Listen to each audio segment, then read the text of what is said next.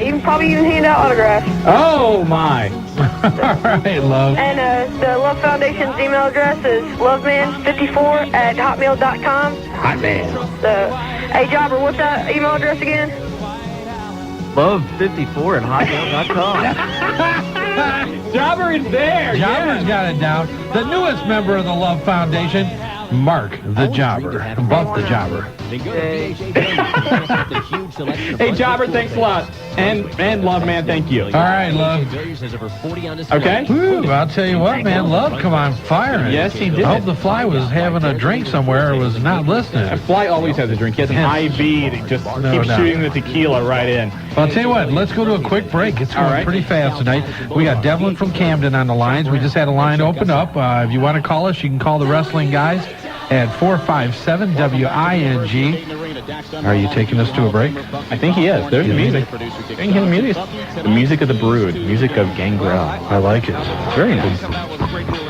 Hey, you're listening to the Wrestling Guys on 1410 Wing AM. Is that your Barry White voice or what? We'll be right back, Dayton. Jose Jimenez no-hits the Diamondbacks. He joins me, Todd Wright, all night on ESPN Radio. Jose, congratulations. Thank you. When DeLucci hit the ball in the ninth inning, did you think it was going to drop in? Oh, I don't know what to say. I just sort of say, get him. You know, I don't know what to say. And when he caught it, and you knew he caught it, when the opposing manager was out there arguing, at that point, you're ready to go, right? You wanted to pitch to the next batter and get it over. Yeah, I just want to get it over there, you know. Ground ball to second base.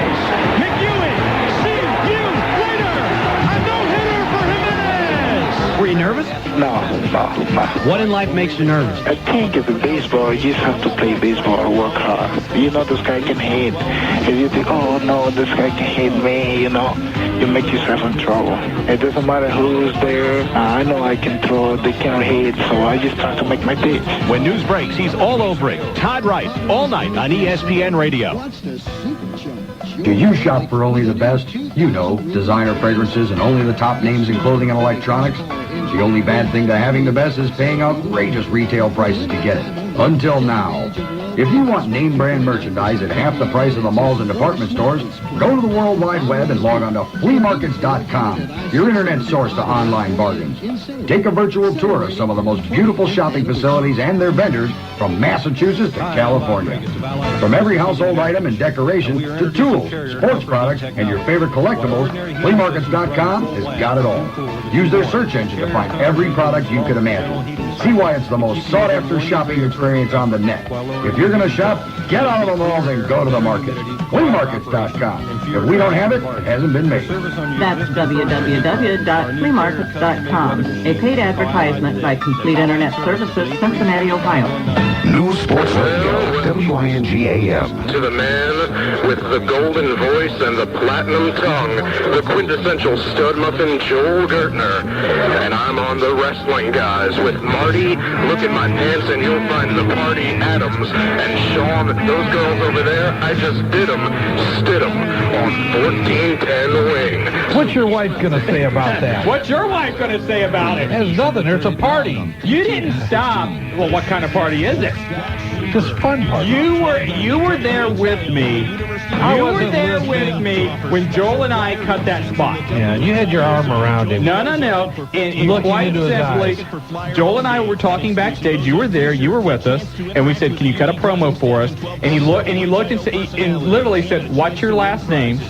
And we said, Adam. I wasn't there. And in 5 seconds, he goes, "Okay," and did the promo off the cuff. And you loved it. I thought it was very entertaining. Okay, well, enough of that.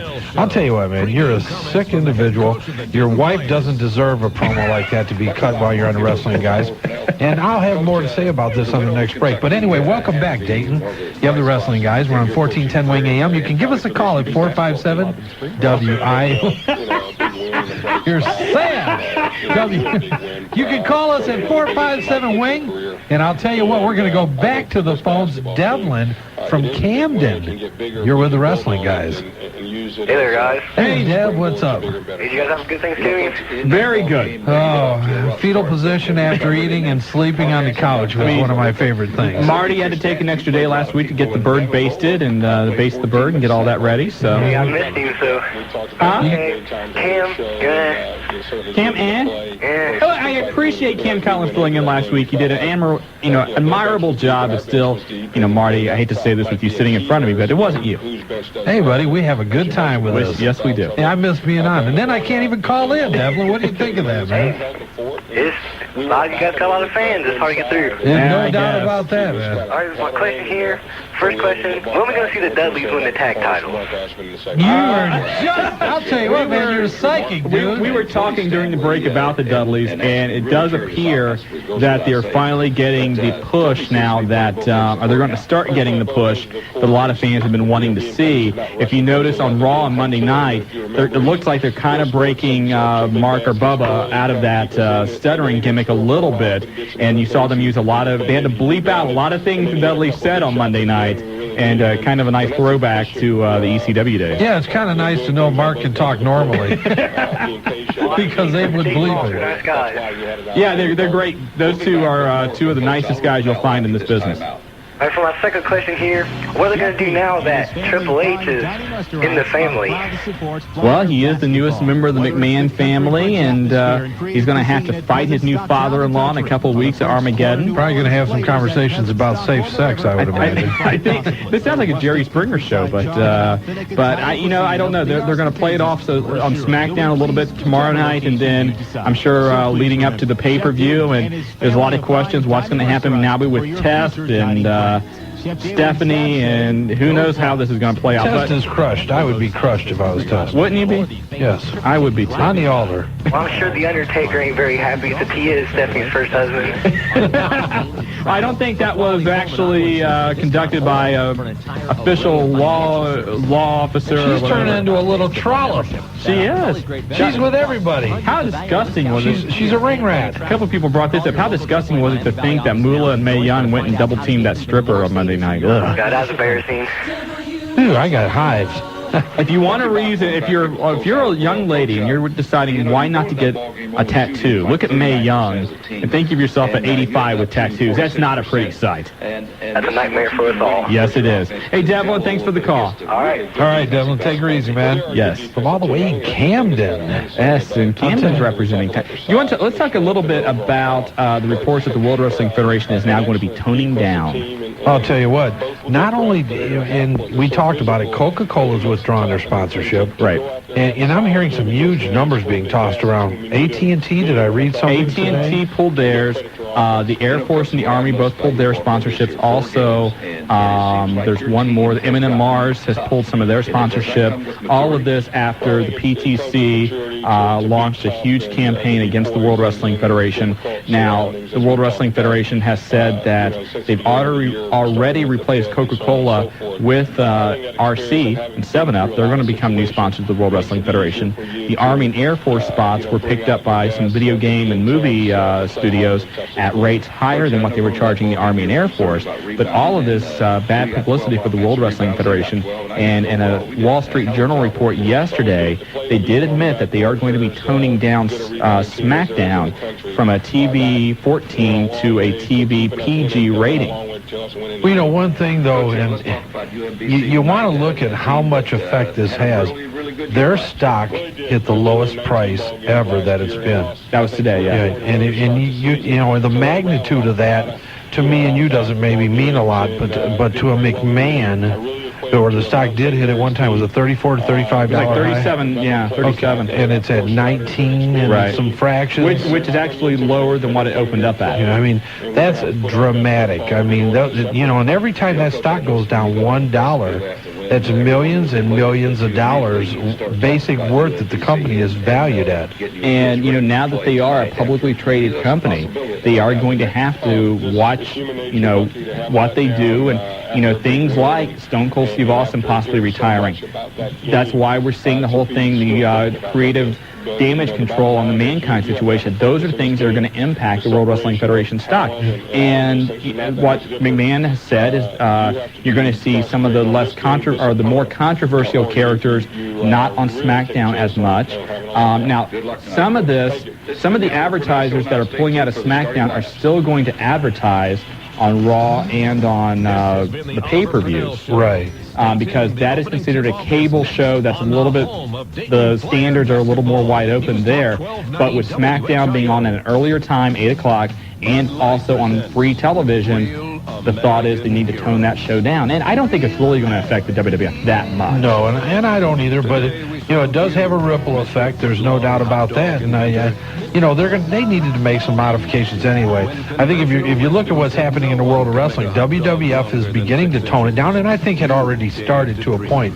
WCW, after being what I consider to be very hypocritical in basically saying that we're going to be a PG type of entertainment, has probably went so much farther in the other direction that it's unbelievable. And one thing, and I hate to say this guy was right, but this is what Eric Bischoff said would eventually happen to the WWF, that despite their rating success, there would be major advertisers that would not want to be associated with the World Wrestling Federation because of their edgier content.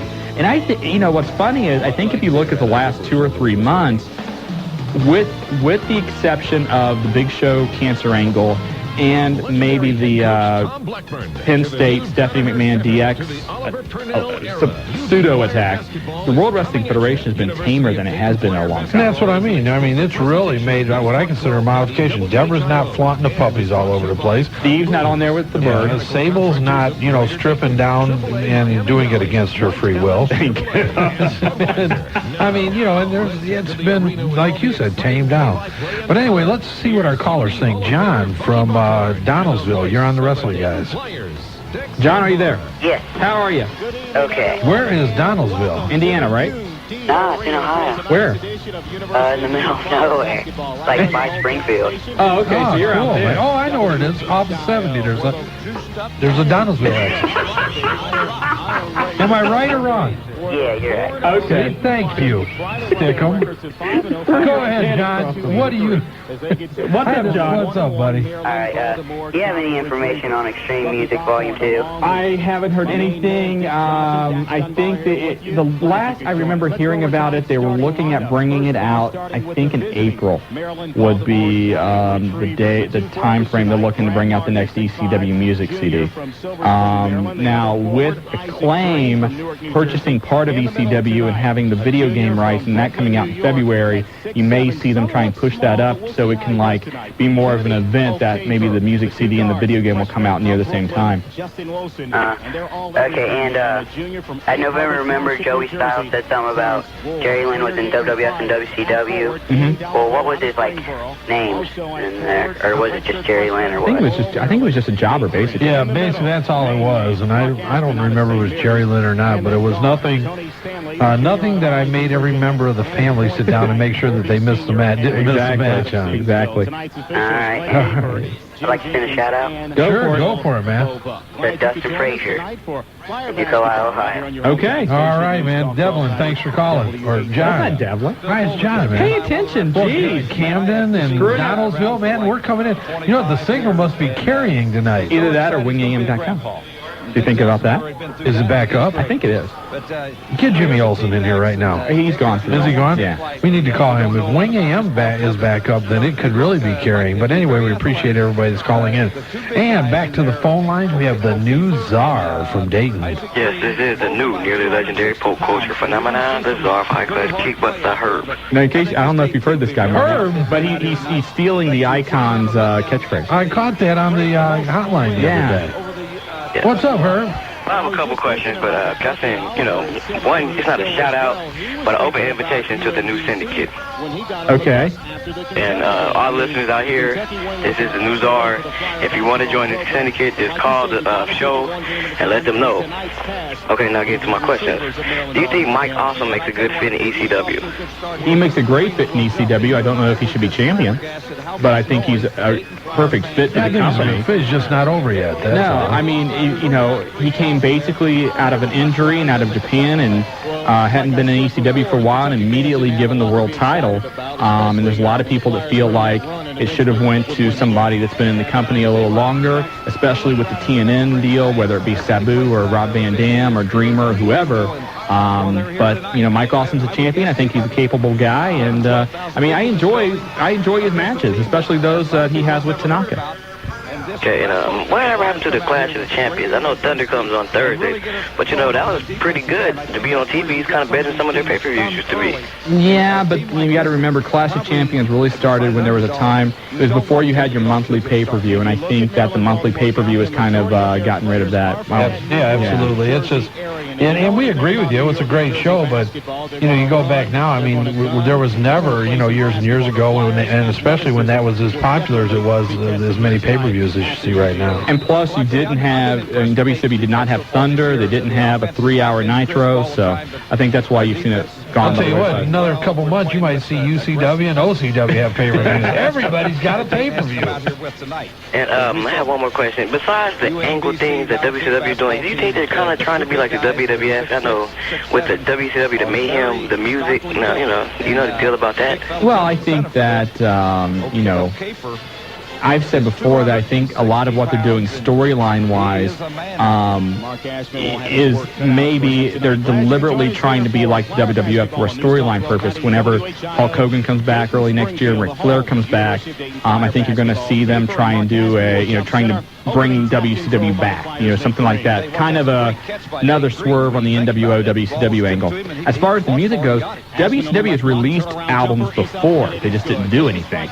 There was one they had out, when was it, 91 or 92, that had theme music from Johnny B. Bad and Sting and Vader and things like that. So the music thing is not something new to WCW. They just haven't done it for a while. Well, that's all I had to ask, but thanks for talking. Hey, man, thanks for calling, Herb. Anytime. Okay. All right. I'll tell you what, man, Herb has got doesn't he sound like somebody else that used to call in? Who do you think he sounds like? Herb from Xenia. It could be. I can't remember. You may be right. Yeah, it just sounds. Maybe he's moved to Dayton. He may have moved to Dayton. He might have been right on the border.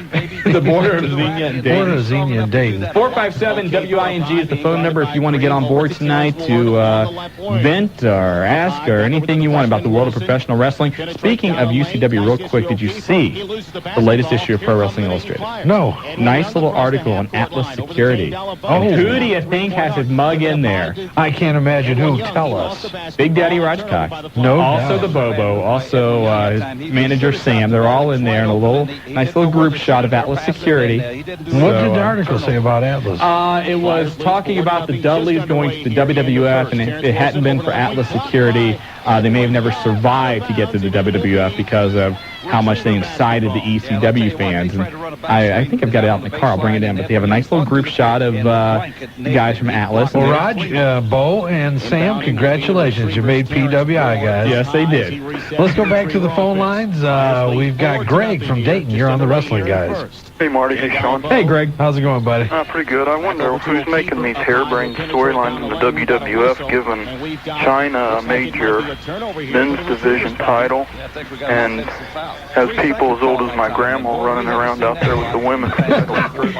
I think, and Marty, you tell me what you think on that. I think with China, and I think I've heard a couple other people mention this too, the entertaining thing about that storyline was her pursuing the Intercontinental title. Now that she has it, it's kind of like, okay, what do we do now? I mean, her and Jericho's entertaining, but I don't think people are getting behind China, especially the way they did when she was going after the belt from Jeff Jarrett. No doubt. I mean, let's face it, that was one of those types of storylines that probably should have been a little more short-lived. Used it for what it was. It had some good excitement initially. Let it play itself and then make a move with it. You know, and I'm sure there's some people that would call our hotline and listen to us on here that was, especially one lady in particular, Claudia Wells, that would disagree with us 100%. But Greg, I have to agree with you. It was a good deal, but it needs to move on and let something go. And I think at this point there was something in there I read today or yesterday about China writing a book now. Is she joining the bandwagon too? Yeah, I just heard that. And by the way, DDP's book come out. We need to talk about that. DDP has a book coming out. It's out. Is it out now? Yeah, go ahead, Greg. When we get done, we'll talk about that. Yeah, I just hate to see my boy Chris Jericho jobbing to China all the time. And well, watch SmackDown tomorrow night. I wanted to make a point about UCW too. I just wanted to tell the people out there, as fans, you should really go check out the shows. They do put on some great shows. We got a chance. Marty and I went to the last show they had. Definitely, we've seen you there, Greg. Yeah, and it was a very good show. Of course, Raj unfortunately suffered the ankle injury, but it looks like that they're going to be planning a show in December that Raj is going to try and get some revenge on Big Jim for breaking his ankle. I've seen that, and then we saw the ref from Riverside was there. Ref from Riverside was there. Actually sent us a picture today, which was very nice of him. We want to thank Ref for that. But I tell you, those of you that missed the VCW show in Piqua, Ohio last Saturday night, you missed the naming of the new VCW commissioner. Well, it was. I'll tell you what. I didn't think I was going to make it. I got there at the last minute, running a little late. You were running late. Get out. But I'll tell you what. Great crowd. At that show, and people walking in right up to even after the first couple matches had started, and Suicide Solution tore the place apart. Literally, it was unbelievable. And that's about all I could say without getting more into it. I know they're planning another show potentially after the first of the year up there. If you haven't seen these guys work, and it's a lot of UCW guys, and there were some independents out of Columbus, and just a good group, and they really do a lot of hard work to make the fans happy when they leave. Nobody walks out there thinking they didn't get their money's worth, believe me. I want to go on the line and try to make one prediction here. Okay, Greg. Okay, this is going to be an interesting one. Everyone's been talking about Goldberg turning heel, and everyone's still talking about the Bret Hart screw job angle, so what I'm going to predict is that Goldberg is going to be the powers that be's chosen one. Oh, that's an interesting twist. That is a good twist. Hey, you never know. Now, you're going on the record, right, Greg? I'm going on the record. Okay. All right, man, we're going to hold you to that. Yeah, if I can get through the week after it happens, I'll call. All right, Greg. Hey, thanks for calling, man. Thanks for calling, man. Bye. You know, one thing that's interesting about Goldberg, at the pay-per-view, the last WCW pay-per-view, Mayhem, it was in Canada, and he got booed big time by the Canadian crowd. Afterwards, back in the locker room, he was saying he loved it. He loved the crowd booing him. So I think that he may, at least for a short-term period, accept possibly being a heel. Hey, he likes it. I mean, you know, Goldie thrives off that crowd influence. Right. And when he goes into his game mode, I mean, he really does make a transformation because he's so soft-spoken and easygoing in normal life that when he does make that transformation, it's pretty apparent. Yeah, he's a very soft-spoken guy. You talk to him, you're going, what'd you say? Bill? What'd you say? I mean, he's very quiet. And we were talking about the books. DDP's book, I thought they came out in like 6 weeks. You can pre-order it now.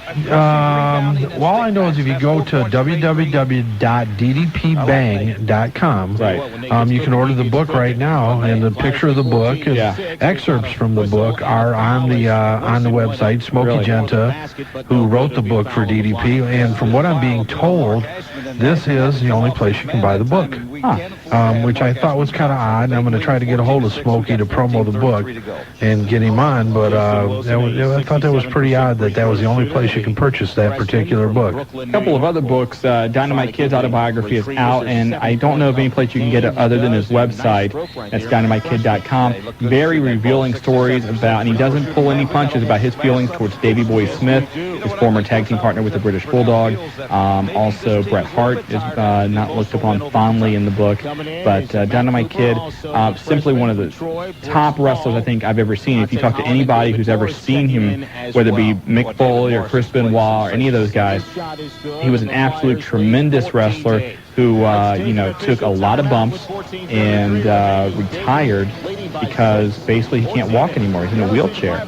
And now Chris Benoit is looking to get together with some guys to put on a special fundraising show to try and raise money for an operation that may give the Dynamite Kid a chance to walk again. Also, I believe it's January 5th, The Rock's book is scheduled to come out, his autobiography. So that'll be interesting to see. Especially with the Rock and Sock connection. If the Rock's book doesn't go #1, you know Mick Foley is going to remind the Rock who the top author who's the top WWF. jabroni in the WWF today. No doubt about it. I don't know how it can. I mean, I think, Mick's book caught everybody off guard. Yeah. And I mean, I remember when he was writing this thing, and he'd say, I got 2 chapters done. Or we were out and, out with him, and he'd say, read these, how's this sound? And he had 5, 6, 7 chapters done. You know, I never expected, what is it, 700 or 500 pages? It's like 550 pages, and the entire thing was originally written by hand. He didn't use a word processor. He sat down with a pen and paper and wrote the entire thing. And the thing is, the book would have been #1 3 or 4 weeks in a row. When they did their first initial printing of it, they didn't print enough copies. Yeah, so nobody expected it. It sold out completely, and people couldn't find enough copies to buy. Once they got the second edition of it out, you can now pretty much find it in any bookstore, but now people are buying it. It's now the new #1 book on the New York Times bestsellers list. We've got some, and by the way, if you look and you do come over to Classic, we've got some that we will get autographed for you. Nick has promised to autograph them from anybody that purchases from us, and we'll have them back by Christmas for you if you need them. Exactly. So hopefully he doesn't retire before then, and we have to track him down in Florida. Let's go back to the phone lines again. The Undertaker guy, you've got the wrestling guys. Hey guys, how you doing tonight? Good. I want to make one comment before I start. You guys are the best. How much do we owe you for that? Thanks, Undertaker. Hey man, pick up your free T-shirt and autograph. I'd like to ask you about the angle with Stephanie. Well, I got a couple of questions, but the first angle with Stephanie McMahon. Yeah. Wouldn't it be great if she fell in love with Triple H and had his kid? Oh, that would lose some sponsors right there. I thought, there was a lot of speculation about maybe The Undertaker, or your namesake, would be involved. One of the best, and it would never happen in a million years, but one of the best swerves that was being rumored was that Stephanie would, at the time when she would say no, she can't marry Tess because she's in love with somebody else, and Eric Bischoff would have come down the ramp. Now, obviously, that wouldn't have happened in a million years. From an entertainment purpose, that would have been hilarious. Oh, yeah, another question. About The Undertaker, is he coming back? Yeah. You know what kind of angle he's going to be involved in? I haven't heard what kind of angle. I heard that his groin injury is pretty much healed. He's supposed to be in the best shape he's been in for the last 2 or 3 years, but, he still has the problems with the hips, and it still looks like that he may only have about another year and a half to go, but he should be back around the Royal Rumble, and for the WWF, they could use some star power. Okay, I will make a comment. It's not bad or anything about a certain person. Okay. All right. You know Willie S.? Yeah, I went to school with him, okay? Really? Yeah, and I stuck his head down the toilet about 4 or 5 times. Not Willie F. Did he deserve it? Yeah, he ran his big mouth so he stuck his head down the toilet. Not Willie F. Even when he was in school, used to run his mouth like that? He used to get beat up by everybody. Did he really? Yeah, he was a nerd. I find that shocking. He had like orange pants on. Kind of like the old 80s parachute pants. Well, he looked like a fat John Travolta. You got to have somebody back. Green will inbound over to Martin. He'll give it over to the front. Really? Yeah, a fat John Travolta. Mr. Justin Wilson. I mean, if you seen the man in school, he was so ugly, he scared people.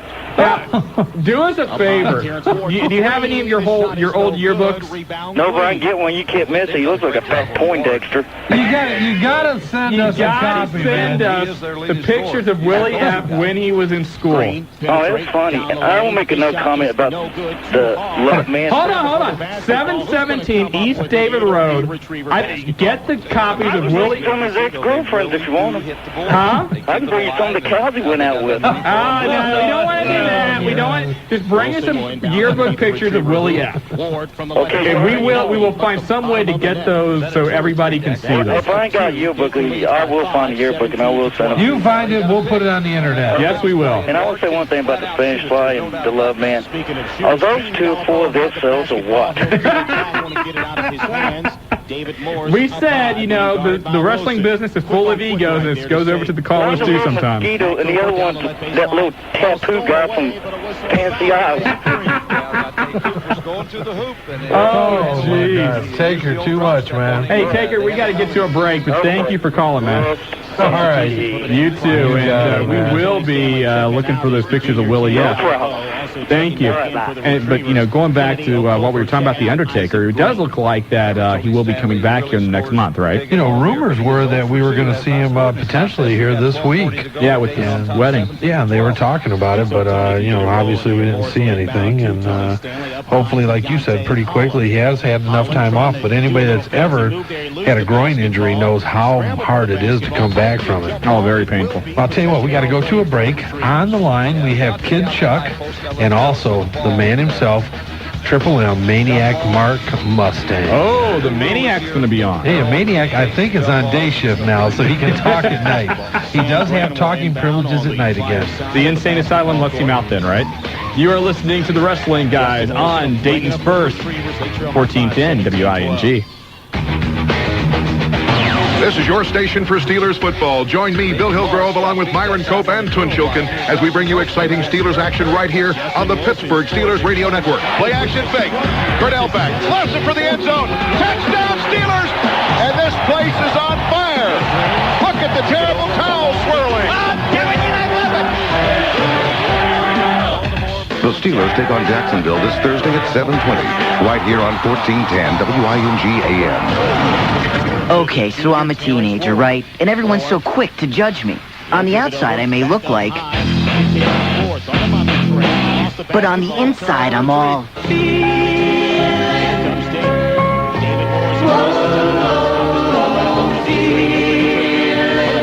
Just because I look like...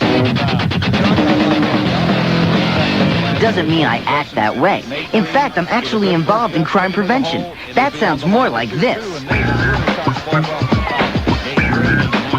It's really a great way to convince adults that while you may be looking, you're really thinking. Call 1-800-722-TEENS to find out how to make your community a safer place for everyone. Get involved. Get the number and call. 1-800-722-TEENS. A public service message from the Crime Prevention Coalition of America, the U.S. Department of Justice, and the Ad Council. Time. Classes. Study. Work.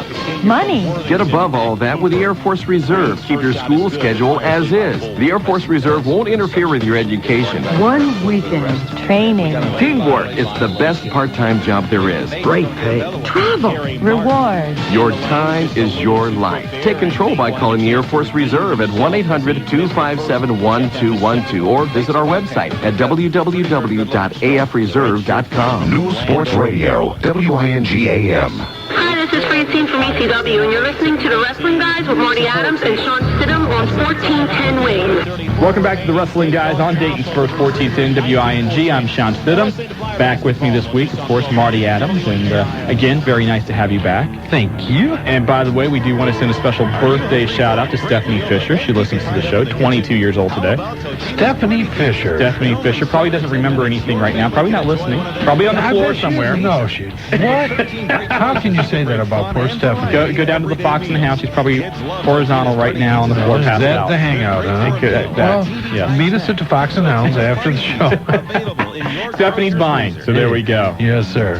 Hey, going back to the lines, Kid Chuck, you got the Wrestling Guys. Hey, Chuck. Hey, guys, how's it going? Not bad. How are you? I'm doing all right. Okay, I have one quick question, first of all. I heard the HBK rumor, too. Yeah. All right, well, am I wrong in thinking that Lance Storm and Bret Hart are really good friends, aren't they? I don't know how good of friends they are. I know that Lance was trained in the dungeon with Stu Hart, but I don't know exactly how close they are. So you don't think that, like, maybe that could cause a problem with him and Justin Credible? No. Justin Credible is very good friends with Michaels and Nash and Hall. He was in the Clique back in the WWF when all those guys were together, and so they are close. So the problems between Hart and Michaels, you don't think that would cause anything between Lance? No, I don't think that's going to cause any problems. Okay, and also, how could Roddy Piper do a heel turn if he's refereeing a match between two faces? That's what I want to... I don't know, but that's just something we heard that Piper could be turning heel at Starrcade, and, I have no idea how they would do that unless maybe Piper's the one that if they screw Bret Hart out of the title, he ends up being involved with the powers that be, and Goldberg and Bret Hart still remain faces, but, Piper's, screwed the belt off of Bret Hart. Good time for Goldie to make a heel turn. Could be, yeah. Or Hart. Hart never stays a babyface long, man. So, a lot of opportunity there for that to happen. It's just hard to tell what could happen at this point. It's all up to the powers that be. I guess that's why we'll be watching. Okay, I personally think the DDP buff thing is a work. Yeah. But if it's real, do you think that did Russo Ferrero use the heat to start an angle? Yeah. From what I heard, it was real. At least a lot of people believe it was, that were backstage and saw it happen. But they also believe that Russo and Ferraro will try and talk the two into working it into an angle. Okay, and also just one last quick thing. I think it's just funny that no matter what the WWF does to try to make Chris Jericho like a heel, his talent just speaks volumes because he's still.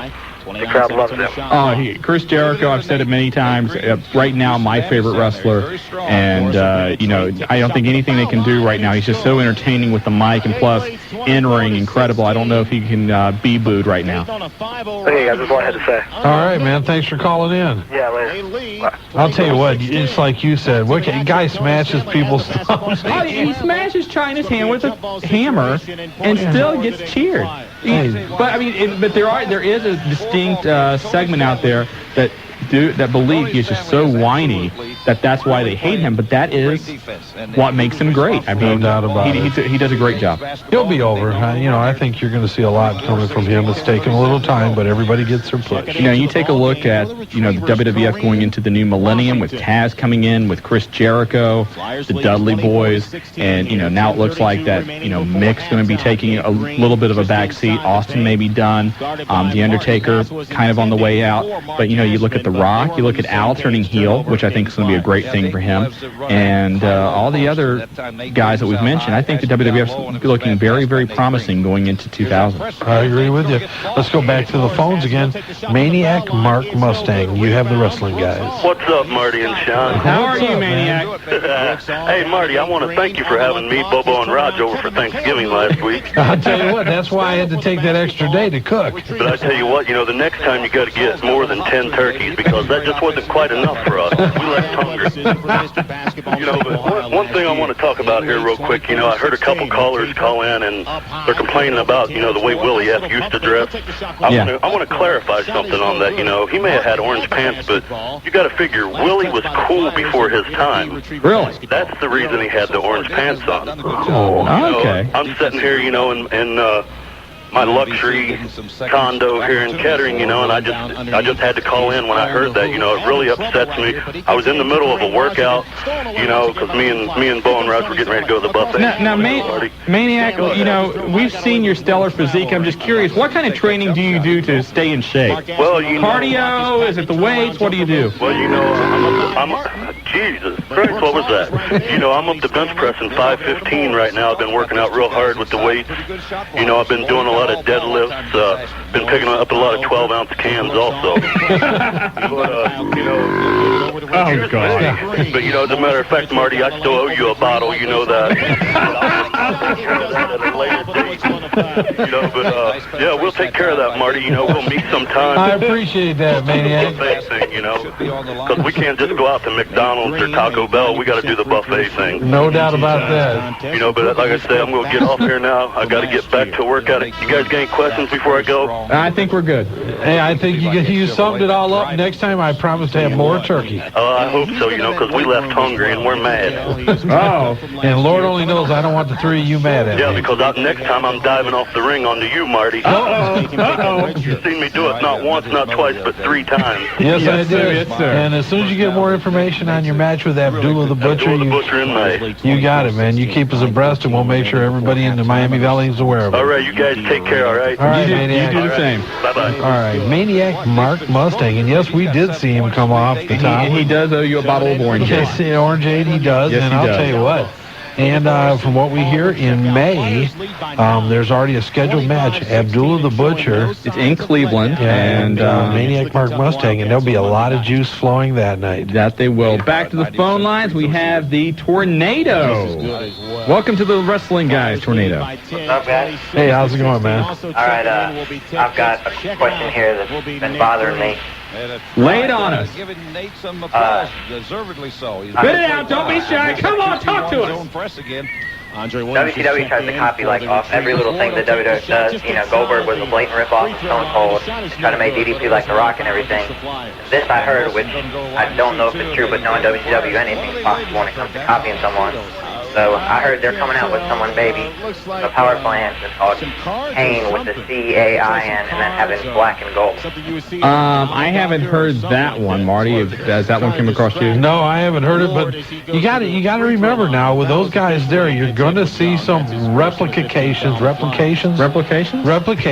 what we've seen in the WWF. I mean, they're going to try to mold some of their talent into some of the things that they've seen being very successful. Yeah, and some of it has. I mean, let's face it. There was an old adage about when you do something or impersonate something, it's imitation is the sincerest form of flattery. Thank you very much. No problem. And we're seeing a lot of imitation, a lot more now than we have seen, and WWF's success has been breeding it. Paul Heyman made a comment, and it's also in this week's Pro Wrestling Illustrated, or this month's Pro Wrestling Illustrated, that Vince McMahon would love for ECW to get as big or close to as big as ECW or WWF because he loves competition. And if the WCW can turn things around ratings-wise and put an entertaining product on, that's going to drive the World Wrestling Federation to be better. I don't think WCW will get that good many times shortly. I think they will. I think they're doing some things positively now with the pacing of the show. It's in the execution of some things. Perfect example is the steel cage match on Monday night whenever they didn't lock the door. You have everybody out there jumping on Oklahoma. Steve Williams runs over to the door, and he's going to try and go out to save him, but the door is supposed to be locked so he can't get out. He touches it, and the door flies open. And he was kind of standing there. You could see him with a look like, okay, how do I cover this one up? So he just kind of shut the door back and then went on with his match. It's in those little details that WCW still has to work on. The acting is still horrible. I mean, the segments, the production quality, you can see now when they go to one of those segments, you can see either the limo or the guy standing there waiting for his cue for a second before it actually begins. Once they have some time to work with this new style, I think you're going to see a much improved WCW. Well, I don't really watch WCW that much, but I heard there's now something called the Clean Street Posse. No, I haven't seen that. Neither have I. No, I don't know who you're getting your stuff from. Yeah, no, I'm getting a little mixed up here. Somebody's feeding you some wrong stuff. Who are you talking to there? I think they're giving you. Obviously, you're a WWF fan. And it's probably the Love Man or somebody. But get the stuff. 285-0991 is our hotline. You call that, we keep you up to date on everything you want on. All right. Okay. All right, man. Hey, thanks for calling, Tornado. Yeah, they work hard. All right, back to the phones once again. Mike from Dayton, you're on the Wrestling Guys. Hi, how you doing? Good, you? Not too bad. Speaking of how horrible WCW is. You just love it, don't you? I do. Go ahead. I saw something on there that really disturbed me last Monday. What's that? Scott Hall throwing the TV bell in the trash can. Yeah. They're doing away with that title. Are they really? Yep. Man. They feel like that there's too many titles, and fans have a hard time now remembering who's what champion, and they have decided to do away with the WCW TV title. I think that, ideally, and I'm kind of, I'm a big fan of the old school NWA and such. It would have been nice to see them do it in a unification match with maybe the U.S. title and the TV title. But, it's a new generation and a new way of doing things, and Scott Hall throws the title in the trash, so they say it's no more. This may be a slap in the face to Arn Anderson, you think? I don't think it's a slap in the face. It's probably, the greatest TV champion, I think. Yeah, I don't think it's a slap in the face to Arn Anderson. I just think that, they've made a decision, and that's the way they want to go. I don't think, there's a lot of guys who could take it personally. You go back through the lineage of that belt with Tully Blanchard and Arn Anderson and Dusty Rhodes and so on and so on. I don't think any of those guys, while they may be upset that title is vacant or gone, I don't think that anybody should really take it personally. Yeah. Well, okay, that's all I want to know. Hey, Mike, thanks for calling. Okay. All right. Hey, what do you think? Take a break? Real quick call. Let's do one more in here. All right. Jack from Northridge. You've got the Wrestling Guys. Hey, how you doing, fellas? Good, Jack. How's it going, man? Real good. As always, I enjoy your show. That goes without saying. Thank you. Appreciate it. And the reason I called up, I would like to let you guys know there's a brand new hotline born this morning at 9 o'clock. It's the Big Easy Tom McLean. Okay. And there is an interview on there with Stu Hart. Everybody thinks that it's not really him, but trust me, it's really him. And I would just like to know if it's really Tom or it's really Stu Hart? It's really both of them. It's really both of them. Okay. No, go ahead and plug it, man. And I'll fire the number. Go for it. It's 229-8186. And on the IWO line, which is mine, 229-8185, I interviewed Maniac Mark, and I really enjoyed that. I want to say hi to him. Shout out to Jim Diamond, and everybody's going to be mad at me. Everybody want me to give shout-outs, but I know you guys ain't got time. Yeah, we got to get to a break, but keep up the good work. I love the show. Thank you. I love your hotline. Thank you very much. We appreciate it. And one more quick thing. Oh, real quick. Everybody's been wanting to know when they're going to see the IWO in action. Yeah. Good things come to those who wait. Goodbye. Okay, well, remember that. Hey, thanks a lot. All righty, bye. There you go, and we got to get to a break. When we come back, more of your phone calls at 457-WING, the fastest 120 minutes in radio. We're down to 30 to go. 30 to go, and you're listening to the Wrestling Guys. It's Marty Adams and Shawn Stedham. Give us a call at 457-WING, and we'll be right back, Dayton.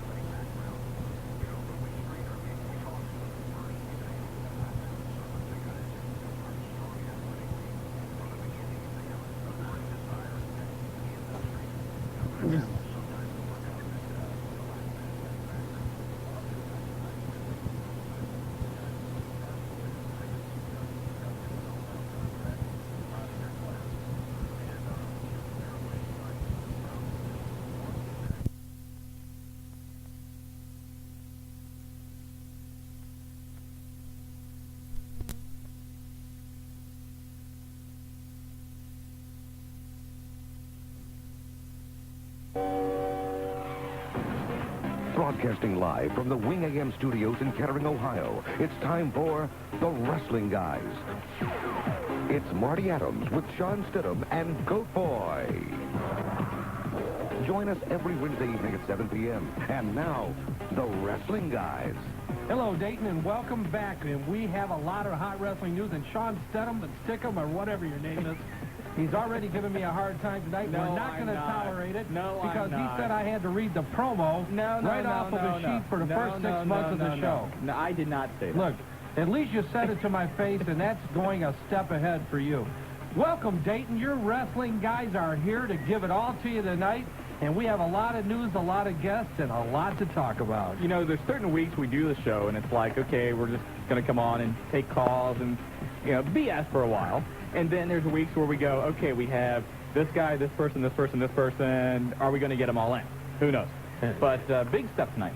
Big stuff. And I'll tell you what, we have been in touch with everybody this week. I mean, getting close to the holidays, a lot going on in the world of professional wrestling.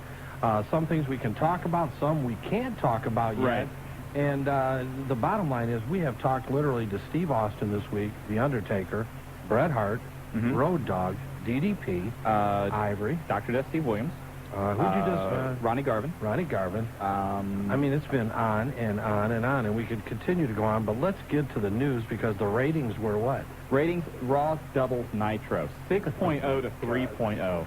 Absolutely slaughtered them. Now, nothing official has come out yet, although it's pretty well known that Nitro is decided to move to 2 hours starting in the year 2000. They're going to go from 8 until 10. A lot of talk about that, though. If do they want to go 8 to 10, which I believe Turner does, or does Russo, and then one faction wants to stay at the 9 to 11 slot to keep it a head-to-head Well, and also to try and keep some edgier content on there. And now, supposedly the compromise is Thunder will move to Wednesdays and now be on from 9 to 11, allowing Thunder to have that risque element to it. But Nitro apparently 8 to 10 o'clock. I really don't know what that's going to help, except for the WWF's 10 to 11 rating to be much higher than what it is.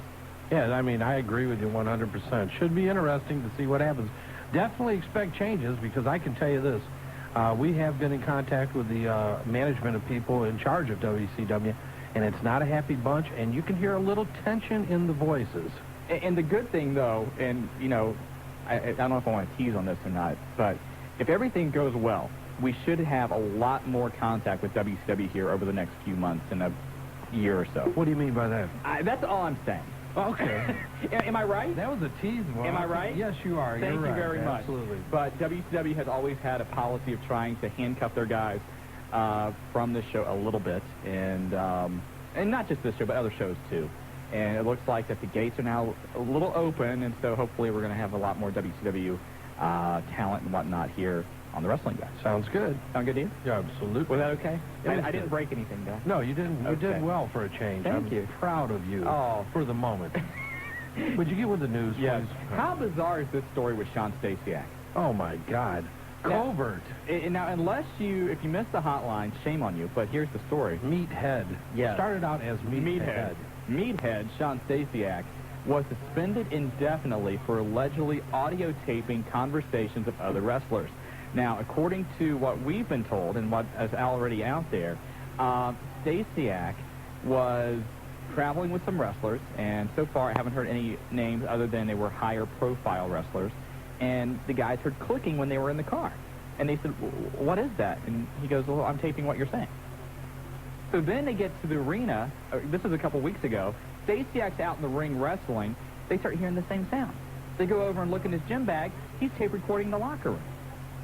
And so when they went to the WWF management about it, and they suspended him. He went. And apparently he was, I guess, picked on in the locker room, or he was the butt of a lot of jokes and couldn't really handle Get it. a life. I'll tell you what, you're a new guy, you're in the locker room, you're a rookie, you're going to take it. One thing that wrestling, and anybody even in the independent scene knows, is that it is one of the few things that still has somewhat of a structure for showing respect to the veterans. Yes. And most sports are like that. Rookies at football camp, where they have to get water and do things for the veterans. Well, you take a look, the Chicago Bulls this year in the NBA have so many rookies on their team that none of the veterans have to carry their own bags. All the rookies, which has been a... it's like you carry my bag and my briefcase and everything in when we I've come never in. carried nothing. No, go ahead. Don't be afraid to say it on here. Get my stuff together when we leave. Yeah. Anyway, that's what we have Jobber for. Well, Jobber takes care of your stuff. Jobber's your guy. So who do you think I give your stuff to? No, but who? But you know, and let's face it, man. If you can't take it, get out. And I don't think we'll see him for a while. No, I don't. I said on the hotline, they should, if they're going to turn to an angle, make him the one who is behind GTV. You know, but you know, I got an angle for him.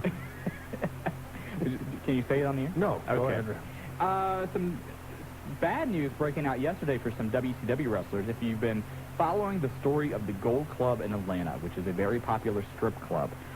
Oh, I thought I had been there, but if it's a strip club, I don't think I was. Of course you haven't. Populated by a lot of athletes, and they're right now under some investigation for charges including money laundering, drug trafficking, prostitution. Just kind of normal things, everyday America type Exactly.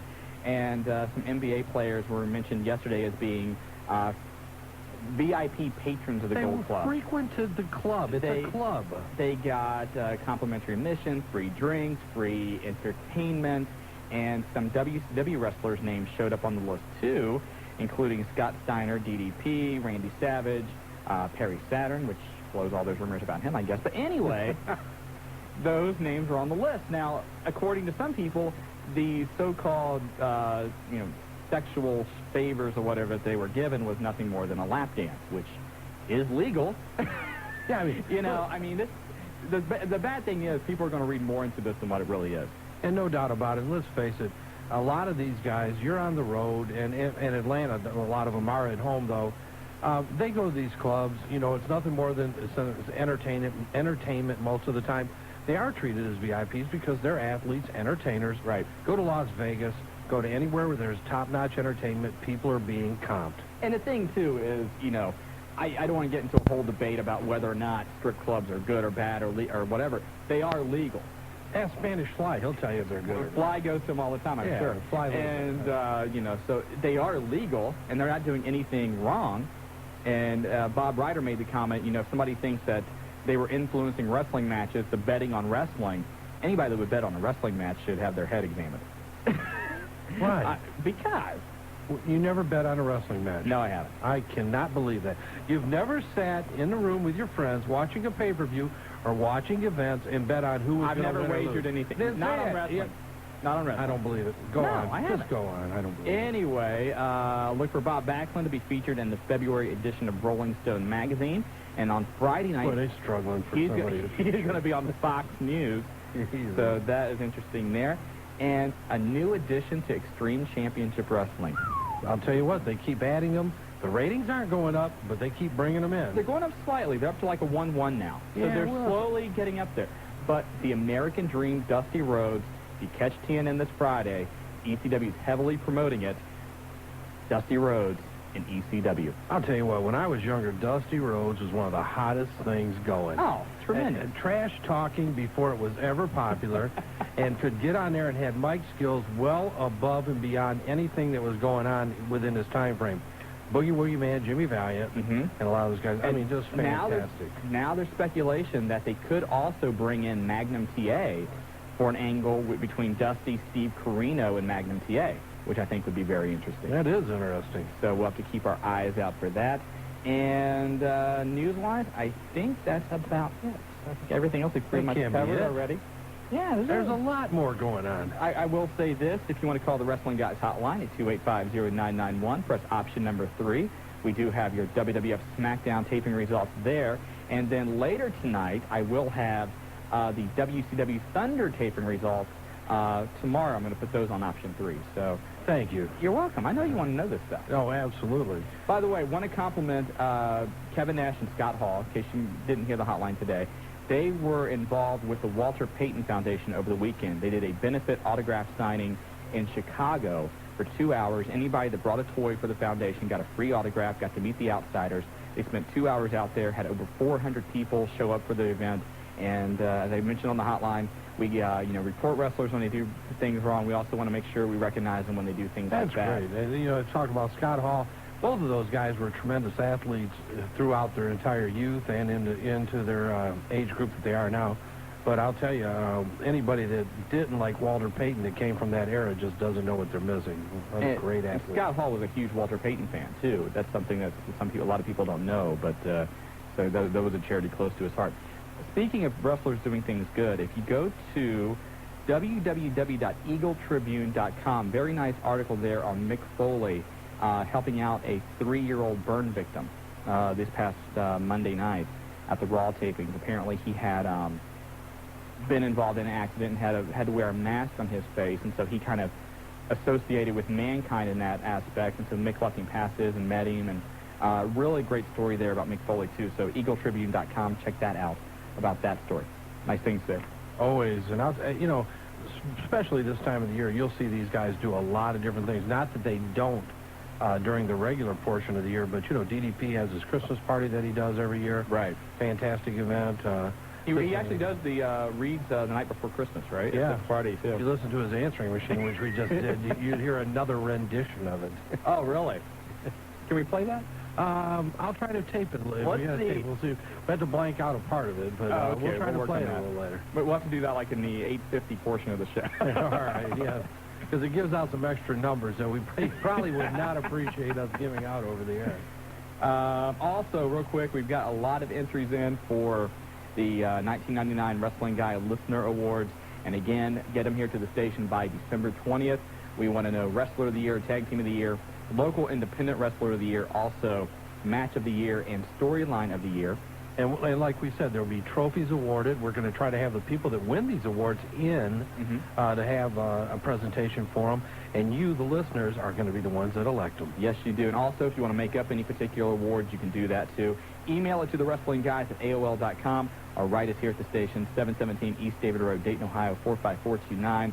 We've got video games. We've got Nintendo 64s. We've got books from Mankind. We've got a ton of stuff to give away. So it should be a big time on. Yeah, where are my Mankind books? I've got them. Where are they doing? Are they hiding? They are hiding. Yes. Okay, just checking. I was going to give them to you for Christmas. Thank you. You're welcome. There'll be so many books out before Christmas. Who's all writing books? DDP's book's going to be released after the first of the year, I guess, and hopefully we'll be able to talk about it later. Right. The Rock's book, sometime after January 5th. Is it? January 5th is the release date now. China writing a book? China's writing a book. Steve Austin. Goldberg. Goldie, with the Jewish rendition of wrestling. But his book is out next Christmas. His brother writing that. I read that by Dynamite Kid just came out with his.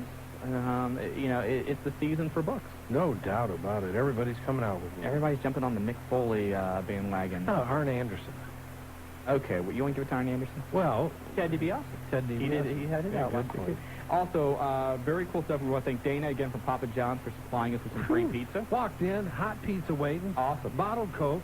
Where'd that come from? Dana's the man. Dana's the man. What's the numbers? Give them the numbers. 294-PAPA, 254-PAPA. 1-800-PAPA. I don't know if it's 1-800. Nah, probably not. But call Papa John's, and I'll tell you what. Go ahead, because that's neat, too. This is neat, too. We have a very nice Christmas card from Claudia Webb. Want to thank her for that. Claudia Webb, and also, Claudia, you know that your boy here picked, Jericho? Yeah, go ahead. Jericho's going to beat China. No, you picked Jericho to beat China. Yes, I did. Okay. But China's still going to lose the belt to Jericho. I think Claudia can accept that. I think she understands that it's inevitable that Jericho's going to beat China. I don't think Claudia does. And I don't think the members of Claudia's club think that either. And I want to thank Greg for stopping by. He took a very nice photo of myself and Rob Van Dam from Heatwave 99, an interview I was doing with him at the time. Yeah, you could almost tell it was Rob Van Dam and Shawn Stickham. It's a very good photo. Yes, so we want to thank him for that. If you blow it up to like 40 by 80, it's a very good photo. Yeah, it is. All right. It is. I know it is. Yes, you're just... Why do you give people a hard time? I'm not giving anybody a hard time. I'm going along with the program. Wasn't this all part of the program? No, I didn't see that on the script. Oh, okay. Do you see what time it is? It's time for a break. It is time for a break. Do we have callers? Sure we have callers. And you know who the number one caller is. Who's that? Take a guess. Who is it? Don't look. Give me the monitor. No, don't look. Who's the number one caller? Take a guess. You got to know who. Who? The Love Man. Oh, we're going to kick it off with the Love Man when we come back. Let's go, Lee Jobber. Take us to a break here. And when we come back, Love Man and the Bink. And we didn't even mention who all we've got on tonight. Oh, so we got a lot to bring back. When we come out of the break, we'll mention who's our guest tonight. And a lot coming into the Miami Valley. We got a ton to talk about. You're listening to the Wrestling Guys on 1410 WING. Listen to the fabulous Sports Babe Monday through Friday at 10 a.m. on 1410 Wing AM. Let me go talk some college hoops and college football while I'm at it. They don't call them hoops whites for nothing. From the New York Daily News. How you doing, handsome? Hey, babe, how are you? Hope you had a good Thanksgiving. I had a good, you know what I love is having the time, having a couple of days off and saying, ooh, and the weekend's just started. That's very impressive. And you know, I always talk college basketball with you, but I know that you're real involved in college football. Yeah, just get back in Blacksburg. And you know, let's talk about it, because I've sort of been standing pat saying, I don't care, they've won them all, they deserve to be there. And I know when the BCS comes out officially later on today that they have increased their lead over Nebraska now. Well, I've been voting for Tech 1 for the last 6 weeks, so you have a true contest. Tell me why. Tell me why, number one. They have probably done more to live up to their potential in terms of the three aspects of the game, offense and defense and special teams. And I think that they have a history of great special teams. Do you shop for only the best? You know, designer fragrances and only the top names in clothing and electronics. The only bad thing to having the best is paying outrageous retail prices to get it. Until now. If you want name brand merchandise at half the price of the malls and department stores, go to the World Wide Web and log on to fleamarkets.com, your internet source to online bargains. Take a virtual tour of some of the most beautiful shopping facilities and their vendors from Massachusetts to California. From every household item and decoration to tools, sports products, and your favorite collectibles, fleamarkets.com has got it all. Use their search engine to find every product you could imagine. See why it's the most sought-after shopping experience on the net. If you're going to shop, get out of the malls and go to the market. Fleamarkets.com. If we don't have it, it hasn't been made.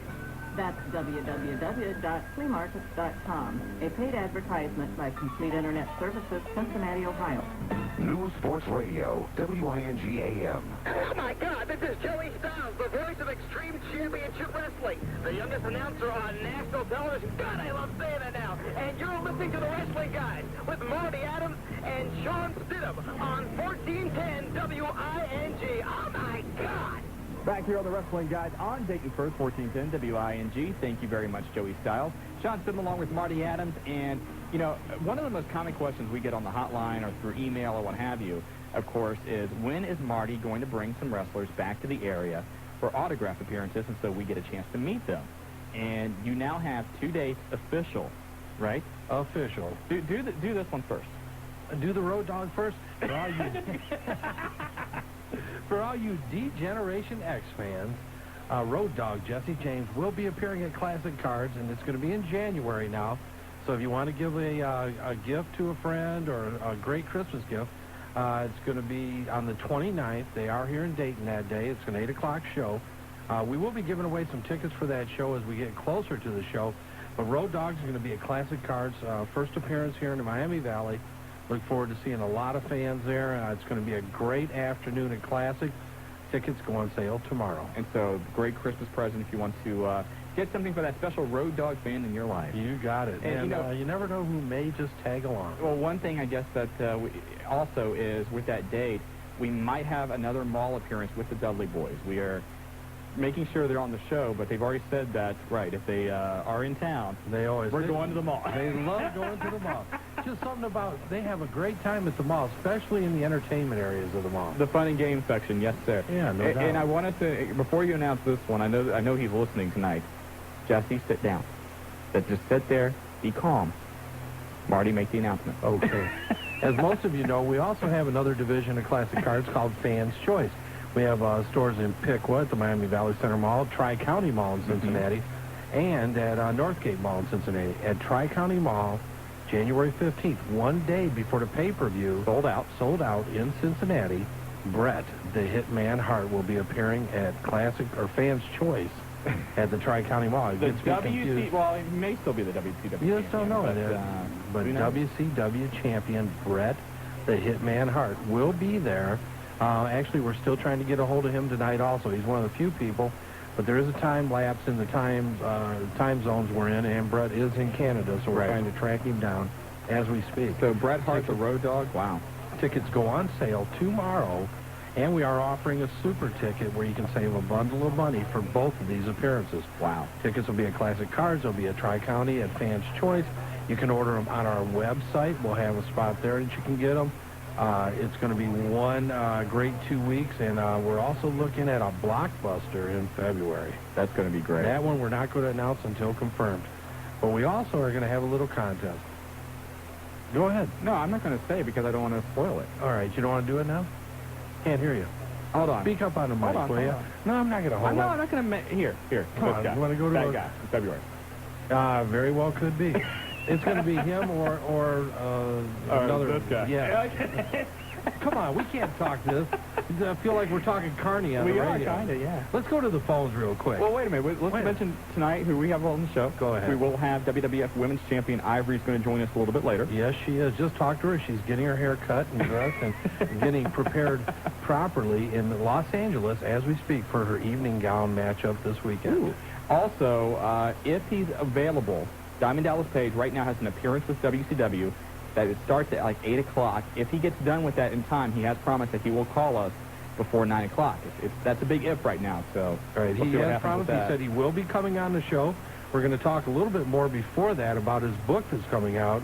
You can go to www.ddpbang.com and also 1-877-ddpbang.com. Wow, he's already got the 800 number. Yeah, he's got it all ready to go. And we may play that little answering machine for you if we can get it on before the end of the show. And also, real quick, next week we're working on, if the schedule works out, the Hands of Stone, Ronnie Garvin. There's been a lot of questions lately. Where is he? He's somebody that a lot of people in the area want to know what he's doing now. And spoke with him earlier today. Wasn't able to come on tonight, but it looks like next week that we will be able to have Ronnie Garvin here on the Wrestling Guys. That will be exciting. Yeah, and last but not least, a lot of controversy surrounding this honorary wrestling guy, Shane Douglas, lately. You've been reading the cheat sheet. Shane coming back from torn bicep and trying to come back a little too early, and they're trying to push him into being ready by the pay-per-view. A lot on OneWrestling.com about it, on Scoops, on TWNP. If you read B.J. Bethel, you'll know there's a guy that has all the scoops that are scoops. Right. But Shane will probably be on later also, we hope, if he's back home. So. And, you know, the one thing also is with that whole Revolution thing, they are looking to bring back the Varsity Club. The Varsity Club. Kevin Sullivan, Mike Rotundo, and I guess they're going to have Rick Steiner pair with them. I don't know. I talked to Steve Williams today. He doesn't know if they're going to put him back with them or not. But at least Mike Rotundo and Rick Steiner and Kevin Sullivan will be a part of this, teaming with Hacksaw Duggan against the Revolution. Revolution would kill him, man. Get them, yeah, Revolution against the retirees. You're going to start betting on wrestling? Yes, I am. Okay. My bet's on the Revolution. I'd say they're 5-1 right now. You think they're 5-1? At least. Okay. Are you ready to go to the phone, Jeff? You're sitting over there. Go to the phone. Well, thank you very much. Love Man, where are you at, man? Right here. How you doing, man? Pretty good. Now, you know what? I'm sitting here, Love Man, and we've got some emails from you.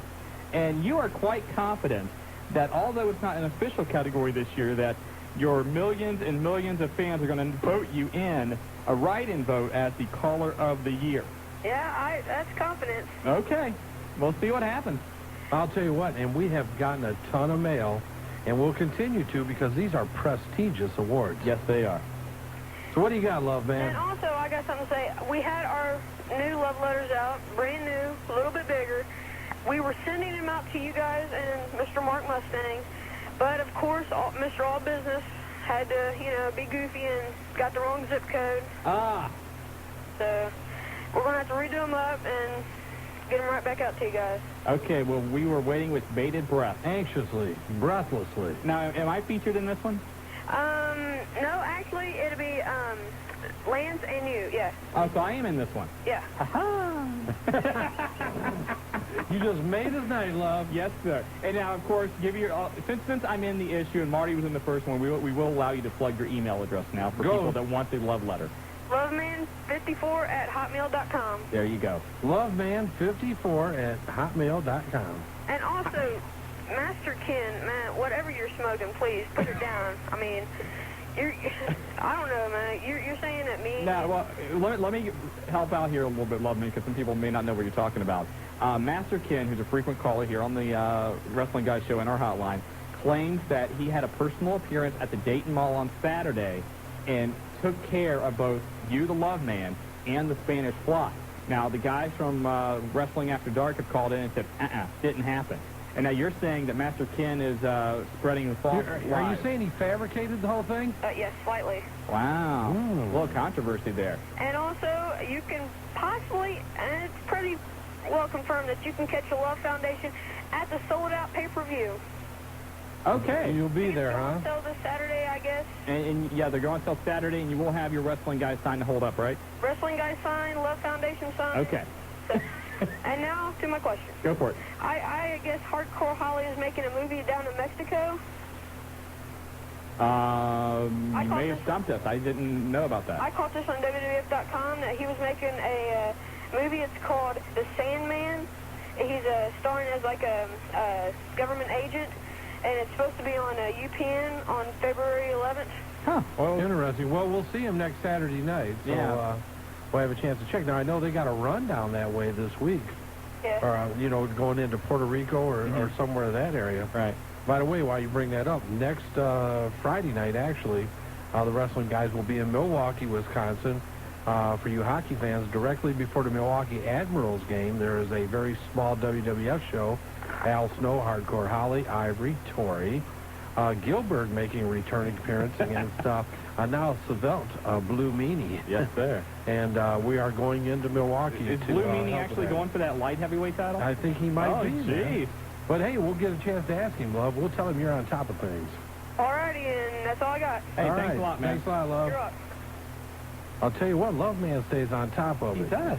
And I don't Hardcore Holly with a film career. Yeah, Miss Master Ken, I tell you what, he called out on him, didn't he? He dropped called out the Master gauntlet. Ken, yeah. That's something. Let's go back to the lines now because we have your favorite caller, the Bink. The Bink. Binkster, how are you? Hello? Bink once. Hello? Hey, how are you?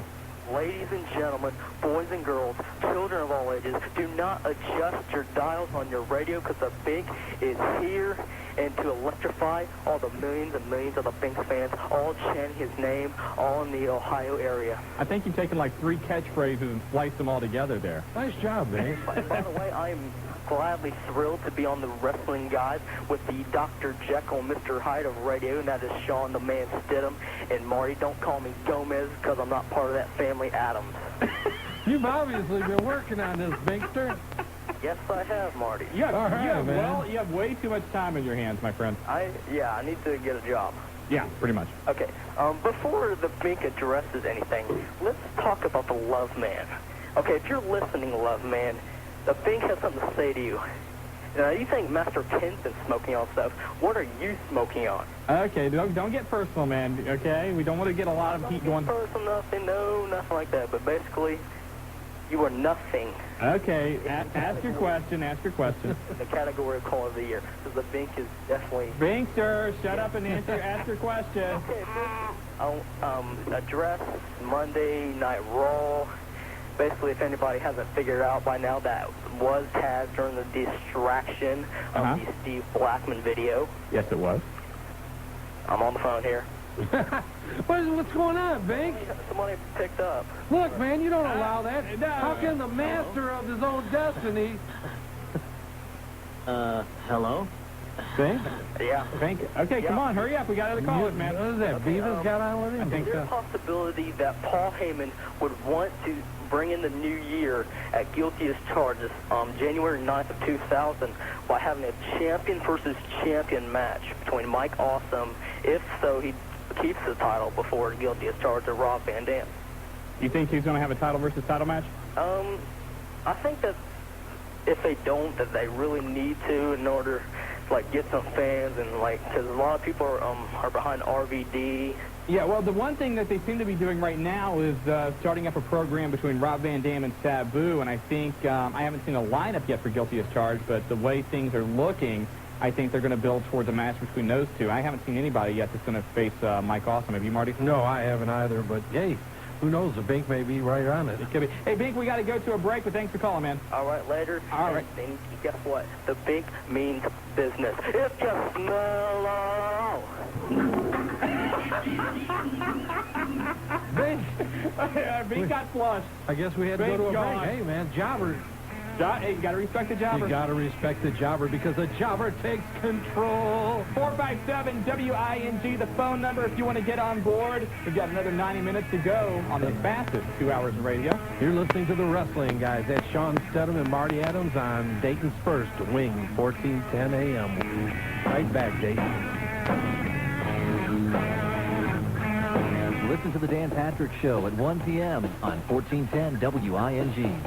It's Phil the Show Killer's show today, in case you're just tuning in. All Phil all the time. Whatever he wants, he gets today. And Phil also wanted to talk basketball. So ESPN the Magazine's Rick Bucher set to join us to talk some hoops. Hello, Dan. How are you? I thought you wanted me on yesterday. I did. And then you didn't have time for me. Well, no, it's not that. We had Sean Salisbury who came in. So Sean is more important than I am. Well, no, he's bigger, and he was in the studio, and he was starting to scare us because he was all upset about Jim Miller of the Bears getting suspended for taking an over-the-counter drug, and so Sean was very spirited. Sean was right here. I couldn't say to Sean, please leave. You're 6'5", 230 pounds. Please leave. Right, and you could to me. Well, you weren't here. Exactly. Exactly. So now I'm being honest You went the easier, softer way. Absolutely. I understand that. Absolutely. I'm okay with that. I called a 20-second tee-up, and plus, Phil the Show Killer wanted you on today.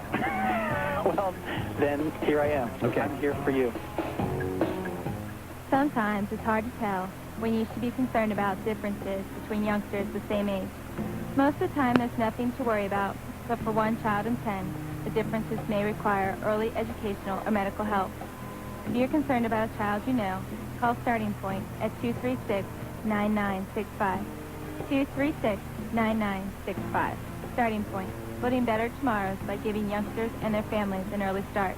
News Sports Radio, WING-AM. Hey fans, this is the world's favorite wrestler, Rob Van Dam. Call me what you will because I know it's going to be good. Mr. Monday Night, Mr. Pay-Per-View, soon to be Mr. Friday Night on CNN. You are listening to the Wrestling Guys with Marty Adams and Rob Van Dam, and Shawn Stidham and Rob Van Dam on 1410 Wing with Rob Van Dam. Say it. Rob Van Dam. You love it, don't you? Everybody does. It just flows out. Thank you, Mr. Monday Night, Rob Van Dam. Say it again. You love it. Rob Van Dam. You got your picture propped right in front of you. It's a very glowing. good picture. It's a very good picture. Greg took that for me. Thank you, Greg, for making Shawn's head a little bigger than what it already is. You are jealous because you don't have your picture with Rob Van Dam. No, but I have my picture with Hooch. Speaking of that, you didn't think about that, did you? Wrestling After Dark, okay. Hey, that's right. What happened? I don't know. I'll tell you what, we'll hear from them. I have ultimate faith that they will be on later, but right now we have one of the honorary wrestling guys on the line. And there's only two. And that's right. There are only two. He is in sacred company when we speak of this. Shane Douglas, are you there, buddy? Shane. Yes. Hey, Shane, how are you? Hey, guys, how you doing, man? Good, how are you? I'm great. I'm sitting here. I'm sweating like a pig on the treadmill, keeping myself in shape while I'm nursing this arm back to health. Now, how is the arm doing? The arm's doing, it's doing about as expected. My doctor last weekend, I tried to get clearance to wrestle at Starrcade, which would have been nothing less than amazing. I mean, that would have been 2 months post-surgery, which is unheard of for this type of injury, which was a total bicep tear off the bone.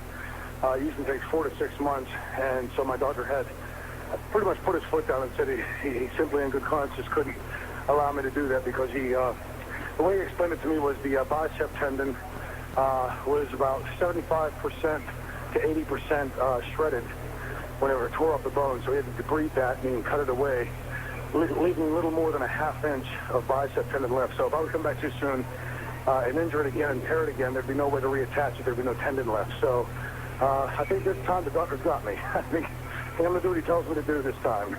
For once, you're going to do something somebody tells you to do? That's not like you, Shane. Yeah, it's very unfranchised. Like I'm either getting older or getting smarter, one of the two. Well, let's hope that it's smarter, buddy. Well, I'll tell you what, I mean, I've been around you quite a bit, and I know how you are. I mean, you get sometimes almost driven to the extreme of hurting yourself again to try to come back because you're always challenging yourself to be better or to do it better than anybody else. Right. Well, Marty, in the past, and I'm really trying to be as diplomatic as I can be with saying this stuff, but please understand if it doesn't come out as benign as I'd like it to. I learned my lesson in ECW. I wrestled a constant time there with a lot of pain, a lot of injuries, a fractured palate. 3 weeks after a very extensive elbow surgery at the behest of Paul Heyman because the company needed it. I did it because I loved the company. I loved the fans there. I really believed in the revolution of what we were doing. And in the end, I got owed a lot of money. So that loyalty was not reciprocated by the company. And because of that, I sort of learned my lesson. So now if the doctors tell me to take time for my own benefit to lengthen my career rather than shorten it, I'm certainly going to do that because of the ECW lesson that I learned. Well, there's no doubt. I know you've been pushing yourself. I've talked to you several times. And I know it's usually right here, isn't it? And you know what? You're right. You're usually, when I call, you're either on your way to the gym, in the gym, and, and if anybody knows, I do, and you constantly push yourself. And I think, if anybody wanted to be back, you wanted to be back by Starrcade. Oh, absolutely. The whole idea of the filthy animals and working with Billy Kidman really does interest me. And I think that anybody that's followed my career in ECW knows what kind of match I can have when I'm healthy. And certainly everybody knows what Billy Kidman's capable of. So if and when the time arises and I am healthy, I am really looking forward to having an angle and working an angle in a series of matches with Billy Kidman. And because I think he's a hell of a performer. I'm a big mark for him. So I really enjoy the idea of working with him. Hey, Shane, give us an idea of what things are like now, back in the locker room and everything, now that the new changes have been in place in WCW now for like the last couple of months. Oh, sure. How are things? Things are much better. And I don't mean it to sound as if they were terrible when Eric was here, because I wasn't here that long when Eric was here. I can say that my dealings with Eric Bischoff were very cordial and very professional and very quick, surprisingly quick. Within 24 hours of talking with him the first time, he and I had a mutual agreement for a contract. So I really can't say anything bad about the guy. I'm very thankful to him for what he did for me and my family with the contract. But as far as the business side of it goes, I think it was pretty clear to everybody that watched that Eric was pretty much out of ideas. And I think anybody, when you've been as creative as he has been and been as successful as he was, I mean, that's something that needs to be said here. You know, the company went from being a distant number 2 to being the number 1 company for 88 weeks. So, you know, clearly you have to give the guy some credit. But since Vince Russo and Ed Ferrara and Bill Banks and the new team have come on board, it seems like I've noticed a lot more people being involved. Whereas WCW had been a company of 4 or 5 names, suddenly you're beginning to see a lot more names involved in the roster. I still think it can be a bit more. I still think there's a separation, at least for the fans' minds, of the mega stars in WCW and the next level talent. But I think these guys, if given the opportunity, and they certainly have it, and they have the loyalty of the guys. I can say that from the dressing room standpoint. They do have the loyalty of the boys in the dressing room, that they're going to clearly take this company upward. And, you know, for anybody that's sitting back week by week going, hey, the ratings didn't jump that much this week. It's a 6 to 12-month endeavor to bring those ratings back up. And I think Vince knows that. And I think Vince is, you know, he's aware of the fact that we've got a good team together. And the competition is going to be good for the wrestling fans because they're going to get some damn good wrestling out of it from both companies. Well, you hit the nail on the head, and, you know, everybody wants to criticize Eric Bischoff, and while certainly he may have done some things that weren't maybe the smartest to do, he did, you know, bring WCW from a company that was bankrupt to actually making money, and in the process, I think motivated Vince McMahon and the World Wrestling Federation to improve their product. Oh, no question about it, and I think you can see the end result, you know, have been, you know, besides just that competition, the revolution at ECW, we started in ECW, how we transformed the business. I think, you know, it's been an amalgamation of all those forces at work, you know, the creativity side of it that Paul Heyman brought to the business. And see, I can give the guys props. Yeah. You know, it's the sincerity and the loyalty that the wrestlers at ECW brought to it, what Eric Bischoff brought to the wrestling table, what the wrestlers in WCW and WWF brought, the guys like Mankind brought to the table, really has been, you know, taking and mixing all those ingredients into the same big pot, and the wrestling fans went out because I think what you're seeing on the wrestling programs today is exponentially better than what you were seeing 5 years ago. That's not to say it's perfect, but it's certainly much better and much more interesting product. No more Brooklyn Brawler main events on Raw, right? Steve's an okay guy. Oh, he's an okay guy, but let's be honest. Yeah, no doubt about it. Let me ask you, because I know you're a technician and I know you like to watch what's going on, Shane. Do you still watch ECW now that they went national on TNN? I do. I sure do. And I'm proud to say I've been watching guys like Danny Doring and Chris Cheney who really developed Roadkill, really developed into some great talent, Steve Carino, and I'm damn proud of them. You know, I think, you know, considering the mass exodus of talent that left there and all the reasons behind it, they're doing a damn good job, and I'm proud of them. And I hope they can continue doing it. I hope they don't experience the kind of injuries that a lot of us did there, and I hope that they're able to keep the place going. I tell you, I put 5.5, 6+ years there in getting the place over and developing the company, and I think Troy Martin will always be known as being an instrumental part of that. I certainly didn't do that in hopes of seeing it fold. It's part of the reason why I've held off on any lawsuits. It's part of the reason I've held off on being critical in public as much as I possibly can be. You know, I've got to I can appreciate it. That, you know, but it's, you know, I've been as reserved as I can be for a specific reason. You know, it's, you know, what's the oath that physicians take, you know, first do no harm. And, you know, I wish to do no harm to ECW and obtain the money, the vast amount of money that I'm owed. So if I could do that, get it without damaging ECW, God bless, I hope I can. But if I can't and I have to do the damage to ECW to get my money, I hope that the fans are certainly understanding of that. Hey, Shane, hopefully this doesn't put you on the spot too much, but a couple weeks ago you did the promo with the Revolution, and you had great heat from the crowd. Probably the most you've had since you've been in the company. And then there was some criticism about the fact that you guys stepped on the American flag. Did you hear any of that? Oh, absolutely. Well, we sure did. And, you know, but I'll tell you, part of what's going to make this work is because it is a shoot of how I feel about this country today. There's a lot of stuff in this country that's screwed up. The legal system in this country, and I speak from experience over the last 2.5 years of being involved in ridiculously frivolous lawsuits from jackass fans that don't understand that they're to be a spectator and try to attack the wrestlers, unlike the vast number of fans, the 99.9% of fans that are there to enjoy it. The legal system in this country is broken badly. You got a guy in the White House that broke the law. You got a guy in the White House that broke his vow of marriage to his wife, and the people are still giving this guy an approval rating. So there's a ton of stuff about this country that I want to criticize, and it's not to undermine the country or to, in the angle sense. What it hopefully does is it hopefully gets people to look inward and say, hey, there are some things broken in this country. Let's fix the damn things, because, my father was a decorated war hero, Silver Star, 2 Bronze Stars. So I think I'm pretty uniquely qualified to talk about it, especially since I taught the Constitution for 5 years. But yeah, there was a lot of heat, both in the company and out of the company. From what I understand, there's been a lot of fans showing up the buildings, protesting with American flags and things, and that is exactly, from the wrestling sense, it's achieving what the objective was, to build heat, which is what I do best. And also from a legitimate standpoint, getting people to maybe look at the country and saying, hey, they're right. And I think in the coming weeks, when you sit down and you listen to what Shane Douglas has to say, I think more fans are going to turn around and go, he's right, than they will that he's wrong. So, but the company, I can understand, the PTC, which I think, first of all, is grossly out of control.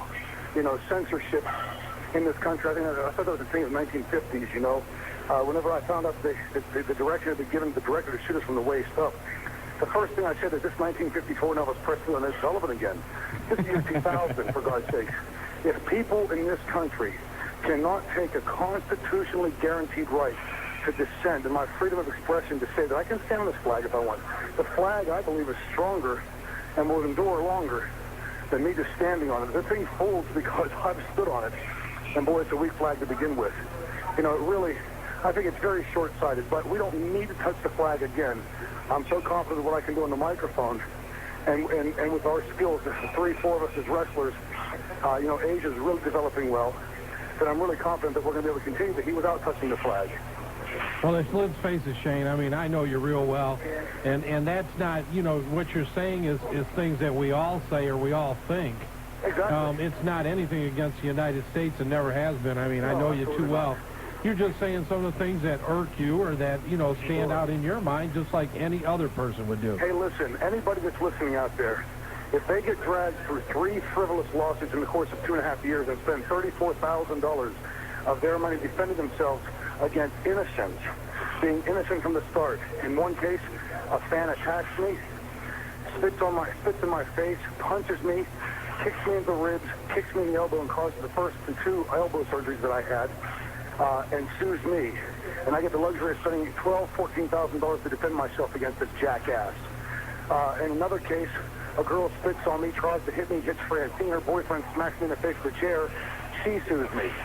And there's lawyers out there, jackass lawyers, shyster lawyers, that will take these cases and drag a good man through the system and cost money. You're damn right I'm pissed about it. How much money do you have, Shane? You must have a lot more money than you've been telling me.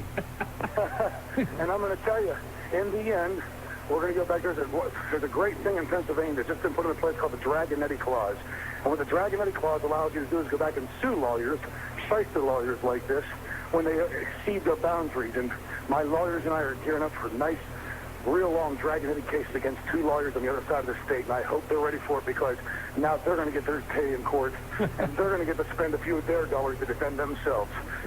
See you in court, boys. Well, I'll tell you what, buddy, I can hear you hitting it. You must still be on that treadmill.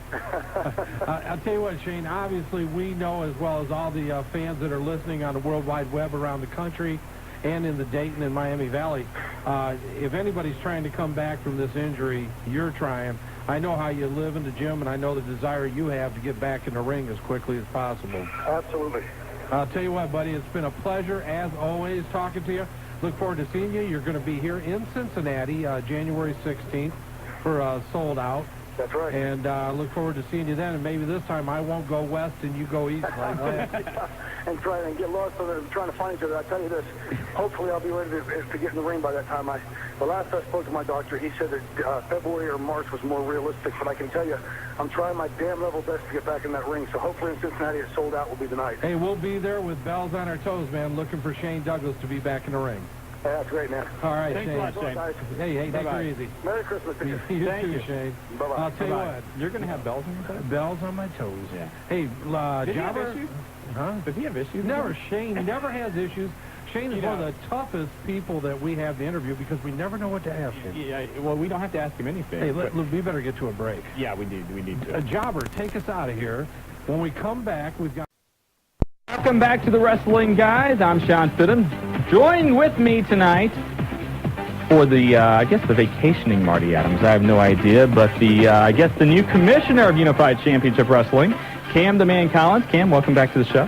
Thank you very much, Shawn, and pleasure to be sitting in for my second stint here on the Wrestling Guys, especially Is it your only second one? It's only my second one. Okay. No, it is my second one, but with the esteemed host tonight, Shawn Stidham, and yes, you can go ahead and wipe that mark off your shirt right now. Thank you very much. I'll owe you $10 later.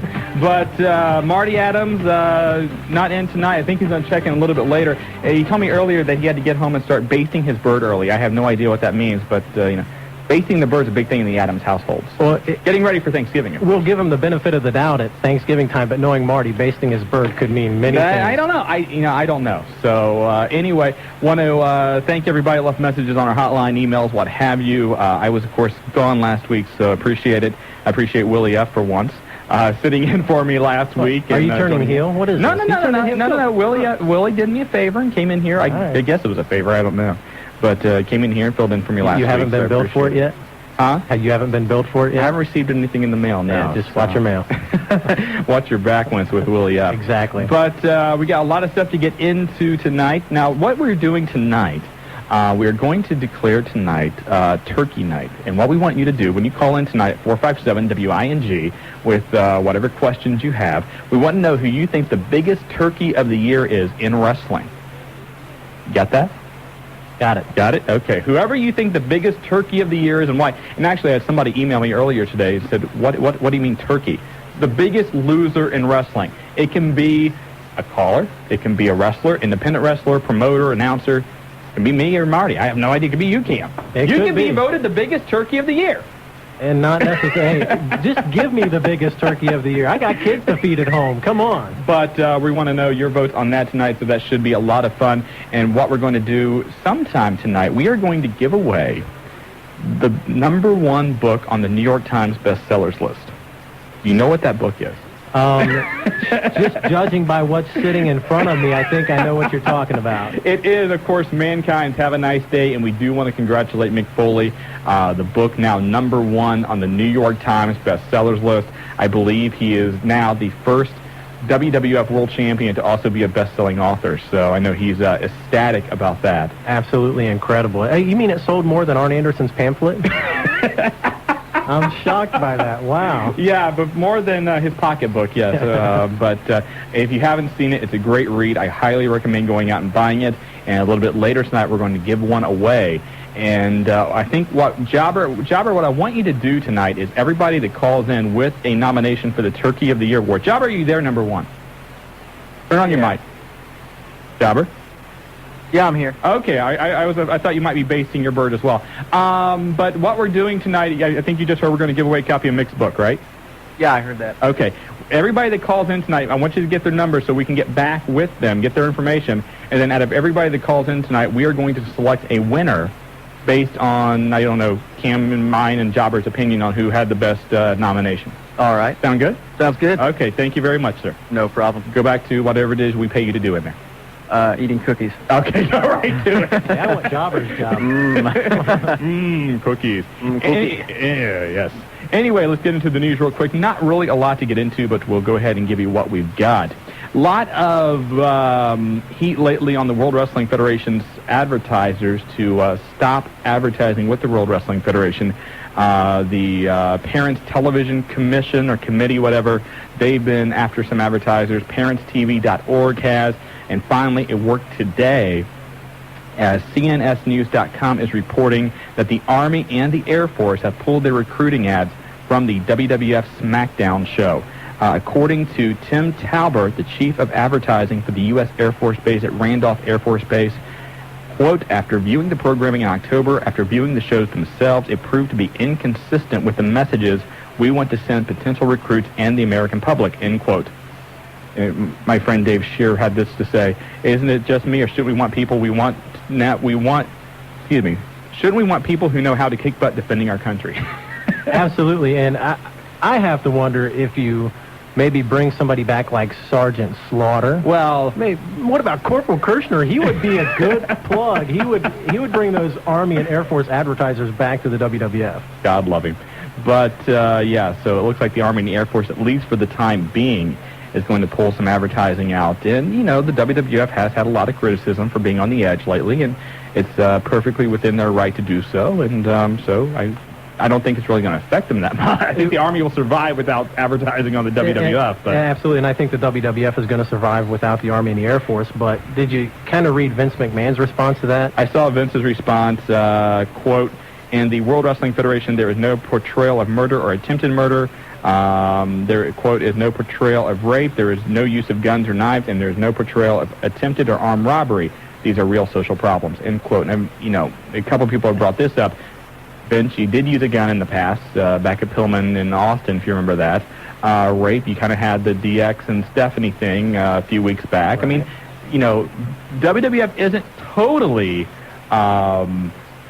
innocent here. I mean, they have had programming which is more edgy, but I don't think it's anything edgier than what you see at 10 o'clock on NYPD Blue or SmackDown or, you know, anything else you see on HBO or whatever cable channel you want to refer to. Absolutely, and I agree with that. I just think that Vince McMahon chose the incorrect response to these charges. I do too. Just a bottom line, he just chose the incorrect response. I do too. And while the Army is pulling out of the World Wrestling Federation, UPN is absolutely in love with them. Showbiz Data is reporting that on Monday, Viacom asked the FCC to reconsider its rules, which state they cannot own two networks that reach more than 35% of the country. And since they just bought CBS, the new grouping will reach 41% of the country. So meaning that under current FCC rules, Viacom would have to get rid of either CBS or UPN. Gee, which one do you think they would get rid of? Man, I don't know. That's a tough decision. But with UPN's ratings being, of course, higher than they ever have been thanks to SmackDown, they are trying hard to salvage the network, so we will let you know on that. Latest on Stone Cold Steve Austin, the test on Friday pretty much confirmed what we had been told all along, that he does have a shrinking of the spinal column, spinal canal, whatever that's called. He's going to be out for a very, very long time, possibly for good, and we will let you know, of course, more as we get that news in. That's tough. That's very tough loss for the WWF or basically any organization losing a top star like that. And, you know, they've, you know, you look at Austin, you look at The Undertaker, we don't know when or if he's going to be coming back. They've lost Shawn Michaels. I mean, they are in a position now, they need to try and find somebody else. They've got The Rock, but, you know, outside of that. And they're trying to elevate people right now. Perfect example is The Big Show, and The Big Show as WWF champ just is not flying over. I mean, it's like making The Big Show fly. It's not going to happen. Well, you had a lot of heat on The Big Show because of the cancer angle, number one. True. And a lot of people feel like that him being the WWF champion was simply a thank you for going along with the angle. And you still got him against the Big Boss Man. And let's face it, the Big Boss Man is not a stellar opponent. Maybe if you bring back Akeem the African Dream and put him against Hogan and Savage, then he's back in that main event status. But until that happens, a la the 80s, Big Boss Man is not a main eventer. Unless he's wrestling Nails or somebody like that. Exactly. There you go. And Cam, I know this is going to be on your Christmas list. It is.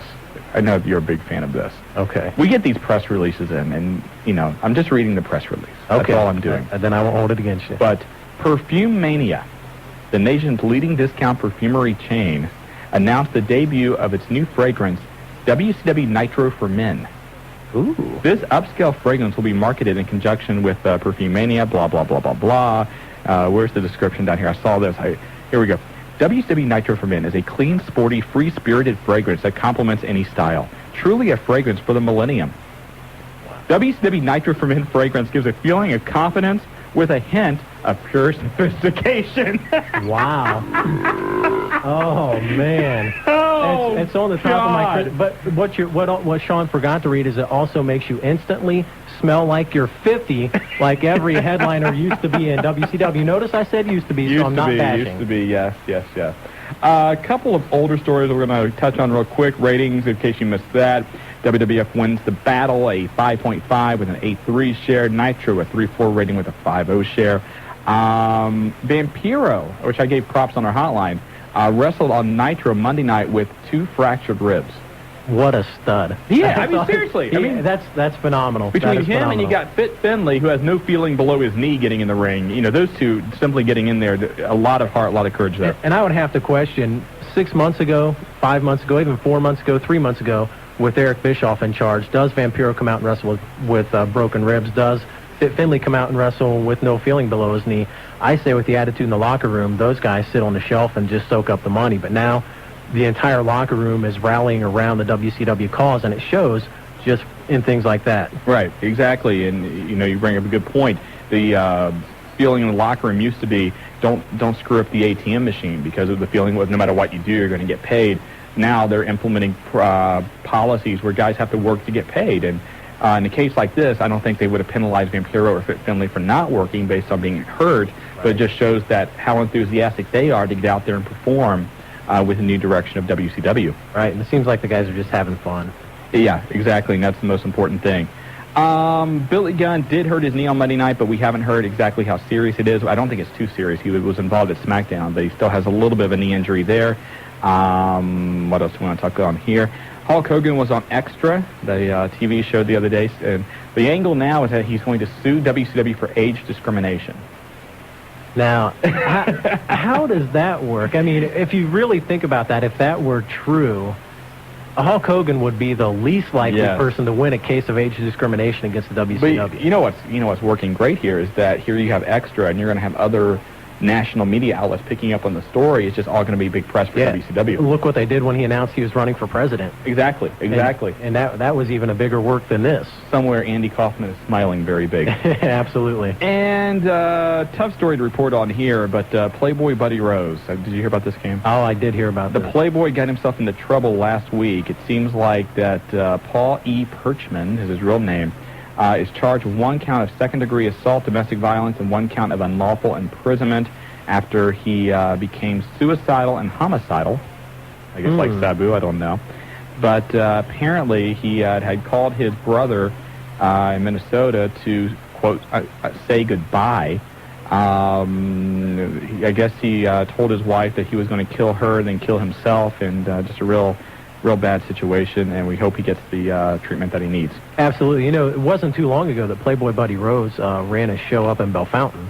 A lot of UCW guys, Suicide Solution, Willie F. attended that show and came away from that show with a lot of respect for Playboy Buddy Rose. So it is very sad to see someone in that situation. I think Willie is on the new Playboy Buddy Rose blowaway diet. Remember that, don't you? Oh, you remember the blowaway diet?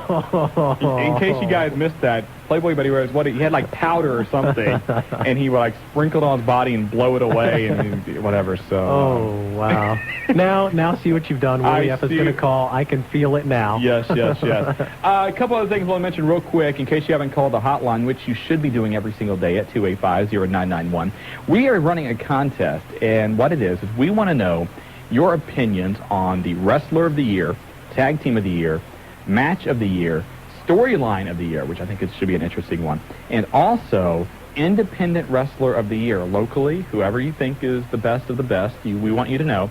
You need to write us here at the Wrestling Guys, care of 1410 WING, 717 East David Road, Dayton, Ohio. Jobber, what's our zip code?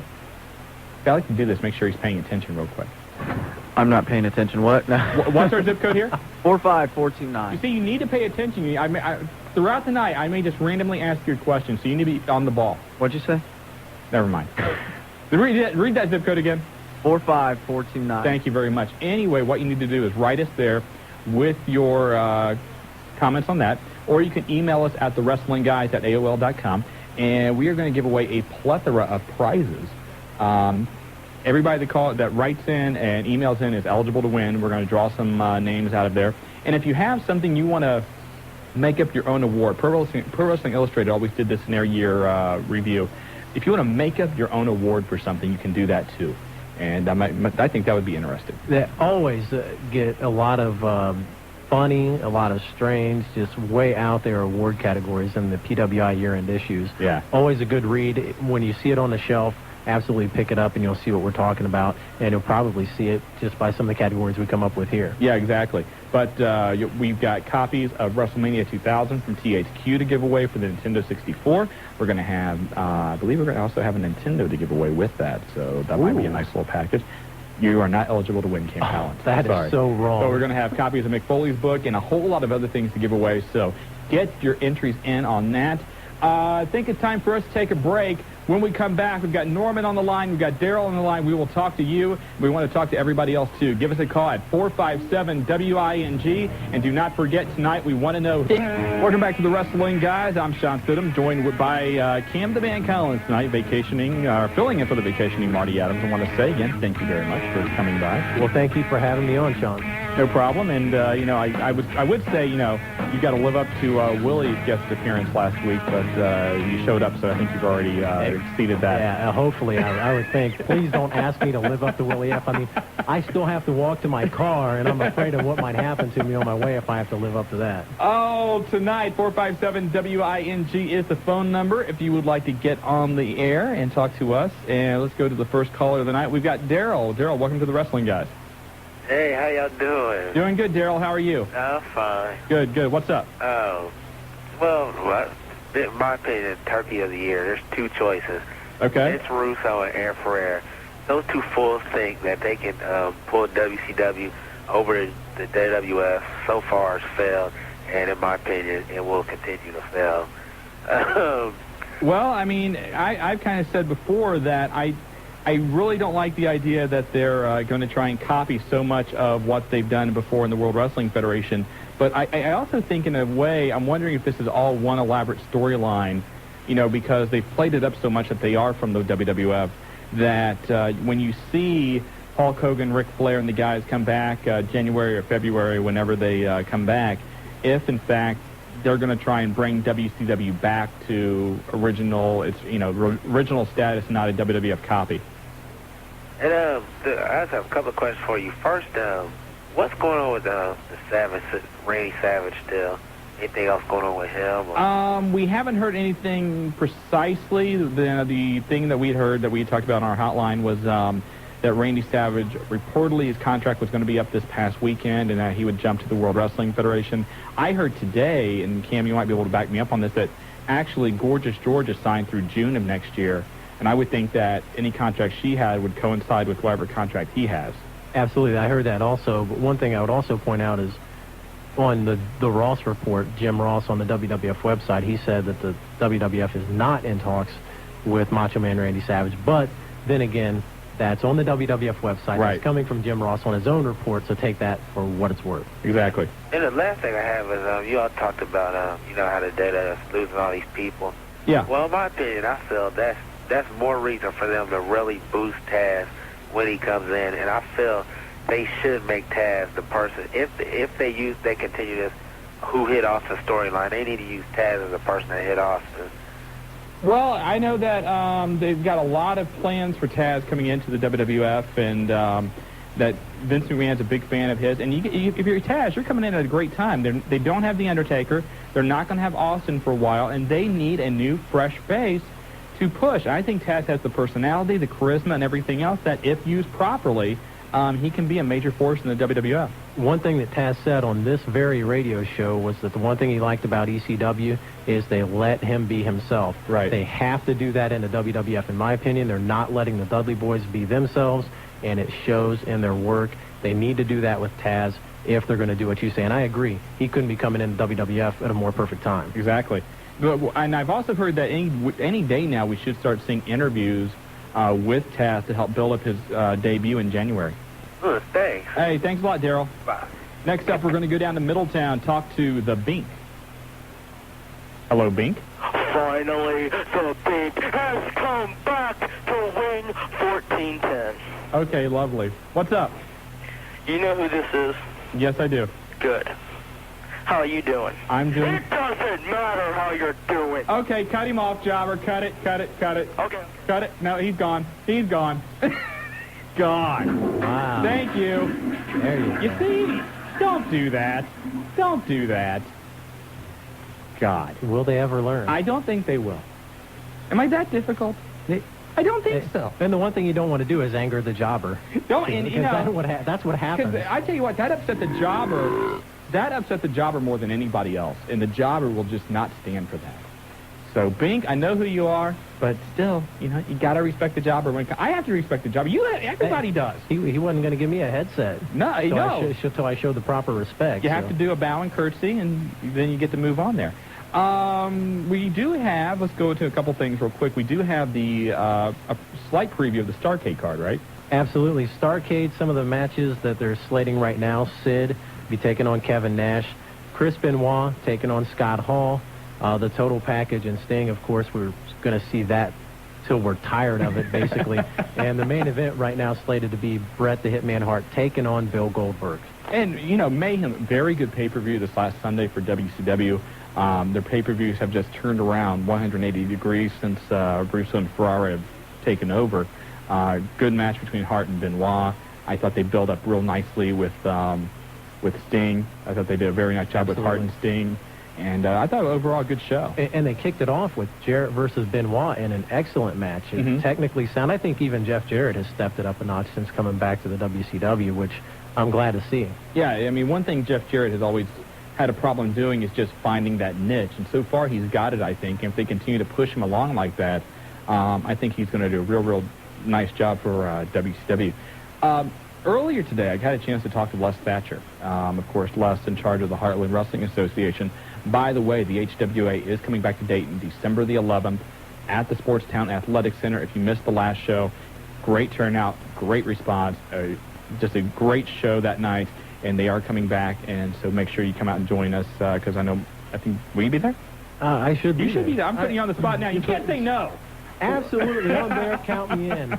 But Marty and I will be there, of course, that night, and it ought to be a real good show. But talk with them today, and they're in the planning stages for the Pillman 2000 show down in Cincinnati. And, of course, if I know you were there last year, Cam. Right. Everybody knows that Brian Hildebrand was a huge part of the Pillman shows in the past. And Dean Malenko and Chris Benoit had an idea that they want to do something to also raise money for Brian Hildebrand's widow, because she is right now bogged down with a number of hospital bills and funeral costs, what have you. And so it looks like, and there's no solid date yet for this, it's going to be in May, that for Pillman 2000 it's going to be a 2-day event. The second day will be the actual Pillman show, okay? And all that money will go to Brian Pillman's family. The day before, they're going to have the Brian Hildebrand Fantasy Wrestling Camp. Wow. A lot of the guys from WCW and the World Wrestling Federation will be coming in that day, and I don't know the cost yet. I don't know the details. They're still working that out. But you will be able to go down and train for a day with guys from World Championship Wrestling and the WWF. That is incredible, especially when you think of the talent roster that they had down there for Pillman last year. You're talking guys like Ric Flair, right. Terry Taylor was in attendance, Ricky Steamboat was in attendance, D'Lo Brown, Mick Foley, Al Snow, Road Dogg, all the names. Chris Benoit was there, Dean Malenko, all those guys were in attendance, and to have a shot like that is absolutely incredible. And from what I can understand, what I've been told, both the WWF and WCW have kind of blocked those dates out. For whenever they do finalize the date, they've agreed that we're going to block those days out, and virtually everybody from the companies will be available. I think Jim Ross has already made a verbal commitment that he will be there, and of course he's in talent relations. Now, we're not saying that you're going to go down there and, next week be on Raw or Nitro, but just to have the opportunity to go down there and train with some of these guys will be an absolute incredible, I think, thing to have happen. And I think also that night they're going to have a VIP reception, and a lot of cool things are going to happen next year with Pillman 2000.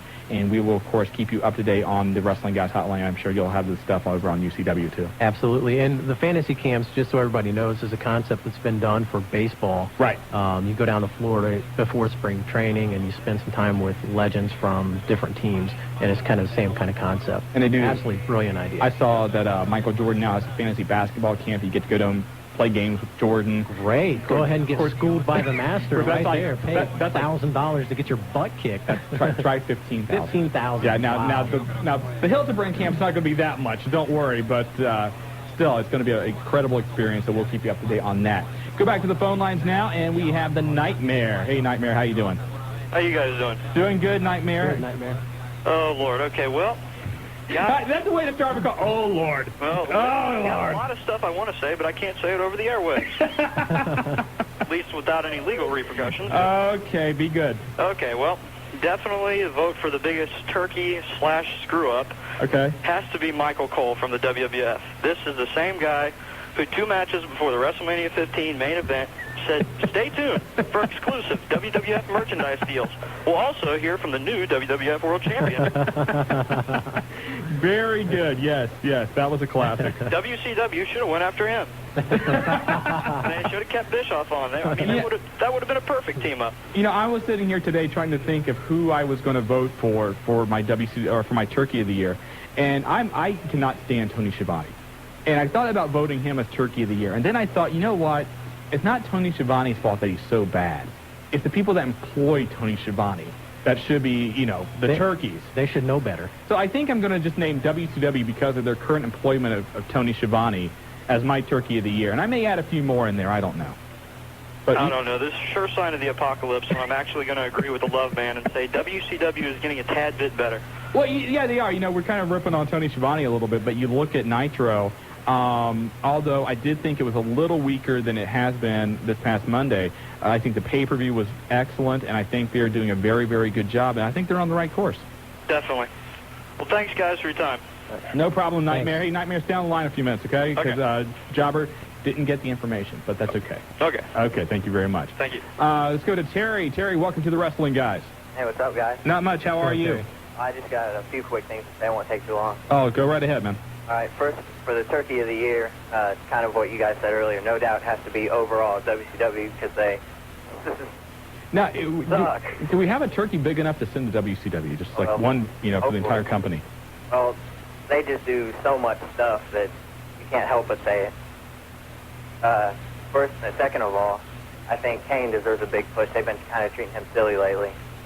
Yeah, I think they kind of don't really know what to do with Kane right now. I think, I thought the tag team with him and X-Pac was working well, and then I think out of an act of desperation, they formed DX back together, and it kind of broke up that tag team, and now they've got like a Beauty and the Beast thing with him and Tori, but I don't know exactly where he's going to go.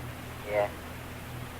Third of all, I don't know what's really up with Savage and all, if he's going to come soon or not, but I was thinking they could postpone it again maybe because they did it enough. I think since he has a wedding with Elizabeth, he could do something with, that had to do a test wedding. Think Savage will come in and break up the test wedding? Yeah, something like that. Saying he's trying to rip off of him or something like that. That could be a pretty good way for him to come in. I think any way for Savage to come into WWF would be better than probably what they're actually going to do if he does go. But I would agree. I think somebody who just shocks everybody needs to interrupt that wedding next week. Otherwise, they're headed somewhere where they really don't want to go, and fans really don't want to be there for it either. Exactly. Hey, Terry, thanks for the call. All right, thanks. 457-WING is our phone number. You are listening to the Wrestling Guys. Cam Collins filling in tonight for Marty Adams. And, that wedding is going to happen this Monday, and a lot of people are wondering exactly, is Tess going to turn? Is Shane going to turn? Is the Mean Street Posse involved? Is, who else? Is DX going to run in? I mean, there's so much stuff, and it really is kind of lost its interest, I think. Yeah, absolutely. This is a throwback to the WWF cheeseball stuff they did in the 80s. Yes. And like I said, a lot of fans, that's not their style of wrestling today, and that's obvious by the ratings right now with the WWF's raunchier style. Of course, WCW is catching up with that right now. But it's just a throwback to the 80s cheeseball stuff that they did. Are they going to bring back Tuesday Night Titans also? I mean, is that what they're going to do? So, I mean, you just have to sit and ask yourself, is this something that you really want to see on TV? And right now, most wrestling fans are going to say no. Yeah, they definitely are struggling. We're going to go to a break. When we come back, we've got Too Crazy Tim. We will get to you. And tonight on the Wrestling Guys, we are taking your votes for Turkey of the Year. So far, we have votes for Vince Russo and Ed Ferrara, Michael Cole, and the entire organization of World Championship Wrestling. We want to know what you have on Dayton's first 1410 WING. I am Shawn Stidham, joined tonight with Cam the Man Collins for the turkey-basting Marty Adams tonight. He's getting ready for Thanksgiving. And taking your phone calls at 457-WING and getting your votes for the Turkey of the Year in wrestling. And we are taking everybody's information tonight, and we will take kind of a collective vote here around the radio station. Whoever is deemed the winner is going to get a copy of the #1 book on the New York Times bestsellers list, and that, of course, is Mankind's Have a Nice Day, A Tale of Blood and Sweat Socks. Absolutely a great, great book. And let's go back to the phones, and we've got Too Crazy Tim. How you doing, Too Crazy? Hey, how you doing? Doing good. I actually got 3. And I'm going to go with my first one, Shawn from Huber Heights. Okay. I don't live in Huber Heights, so that's not me, right? And second, to the Love Man. I was waiting, until I was wondering who the first person would be to nominate the Love Man. And third, WCW. I want to give a big shout-out to Cam Collins. Thank you very much, Tim. It was great seeing you on Saturday night, buddy. Thanks a lot, man. Okay, no problem. And Too Crazy, you got anything else? Yeah. Watch UCW every week on DMTV. All right. Thanks, Too Crazy, Tim. Cam, did you pay the guy? I didn't pay him. I don't know what that was all about. Okay. Well, you know what? Normally we don't do this, but I'm going to allow him back on. The Bink is back on the line. Uh-oh. So I think this is the Bink. So we will go back. Bink, are you there? Bink once. It's your second chance, Bink. Bink twice. Redemption. Jobber, is the Bink there? Jobber? Finally, the Bink has left the line. I don't know. Yeah, he should be on the line. Actually, it says BG. It did. So. I think it is the Bink, though, right? Shawn. Yes. All right, yeah, this is me. Yes, okay. How are you? Now, you understand you've got to show proper respect to the Jobber. I know. If you don't, the Jobber, I have no control over it. Okay, #1, all hail Jobber. There you go. Hey, I want to hear that again. That was nice. To get on the line, I will. Okay. What's up, man? First off, okay, Turkey of the Year. I have 2 of them, and I'll flip a coin to figure out which one I'm going to pick. Yeah, I tell you what, just give us both. Okay, I think Jack Victory of ECW and Steve Corino. Okay, why those 2? Because first off, Jack Victory is just nothing but a person who just puts a V behind his hair and has a stupid jersey he probably bought from Kmart. Had his mom put number 82 on it to make him look like he is somebody. And he needs to get off his butt and get in the ring. Well, in all due respect, he is hurt, so you got to let that heal. But and why Steve Corino?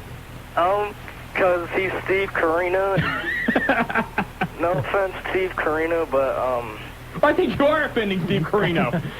No why is Steve Corino turkey? Because he's Steve Corino. No offense, but oh, if you see how Steve Corino is in ECW, you'd feel the same way. I have seen him. Hey, you got anything else? I want to say that it's really good to see Dreamer and Raven actually in unison, actually seeing eye to eye. Because once they're a good tag team and once they start functioning as a unit, they'll most likely be unstoppable. Yeah, but I think it's much more entertaining when they're at each other's throats. Yeah, it's a lot of fun, but people who are like fans of good tag teams and stuff, they would say that they would want to see them as unison. More of the traditionalist, right? Yeah. There we go. Hey, we got to go to another call. Thanks for calling, man. All right, thanks a lot. All right. 457-WING is our number. And, I always get a little nervous when this guy calls. Oh, no. He's entertaining as hell, but I get a little nervous every time he calls. Spanish Fly. Fly, how are you? Oh, it's the Fly. Hey, Fly, I got to say this. Earlier today I was pulling off some email, and we are, like I mentioned earlier, having the contest, the year-end contest for Wrestler of the Year and whatnot. And I got an email from the Spanish Fly.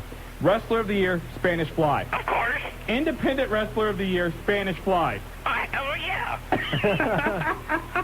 This is my first time of actually speaking one-on-one with Fly. He is the Fly. He is the Fly. He is the guy. Yes, what he is is up? Long time no hear. Hola, man. How you doing? I'm doing great. How are all the guys over at WAD? Oh, we're doing great. And why did Shawn Stidham get a tape before I did? Well, we didn't have your number. Oh, okay. I got you. Okay, it's time for Drunken Rambling with the Spanish Fly. My favorite segment. Okay, first I am the spokesperson for WAD, of course. Hey, X, how you doing? You just walked in. I'm the spokesperson for WAD, and we all voted that the Turkey of the Year will be Viscera. 10 votes for him. You know, what I'm laughing so hard, you know, the guys from WAD leave messages on our hotline. We hate him. And they absolutely cannot stand Viscera and Midian. And some of the messages you guys have left have been classic, and I wish I could play them on the air, but I think they would pull our license if I did. This is a family show. It is a family show. Of course, I'm the best at, you know, the message. That's why I'm proposing you guys take a vote on the color of the year. And the winner, of course, the Spanish fly. Thank you very much. So you think we ought to have caller of the year? Oh, of course. They do it over there on the UCW hotline. Okay. So, come on, you guys should do it, too. Well, yeah, you know what? I mentioned earlier that in addition to the other things that we're asking you to vote on, if anybody wants to put in a caller of the year or any other award or any other nomination for something. Drunken overweight luchador of the year. Well, you see there, That's I think you're the only candidate. Of course. That's all You're the you. only candidate. Of course. So, That's what I'm guaranteed to win. You just want an award. It gets down to you and Silver King. Thank you. You love me. Yes, we do, Fly. And, of course, you know that when I called in the other night, of course, I don't remember what I said, but, You don't remember calling in 5 minutes ago. Excuse me? You don't remember calling in 5 minutes ago. Who is this? Anyways, yeah, we had that party the other night, and you guys are welcome to come. All the free beer you want, man. Oh, wow. I don't know, man. Cam and I are both family men. We may get in trouble for that. So. I'll bring your family, too. Oh, we can bring the family. Okay. Hey, and, you know that Nintendo thing you're giving away? Yes. Well, my son, little Pedro, he has nothing to do in the winter. And, you know, he gets really depressed, and he's turned into alcohol, and I don't like it. Well, you take care of your little Pedro, and we will get back with you later, Fly. Okay, I'm the Fly. I'm the guy, and I'll see you at the bar. Yes, you will. Spanish Fly, I open solicitation for Caller of the Year. And maybe we'll do that. The only problem with Caller of the Year, I don't want everybody to nominate themselves.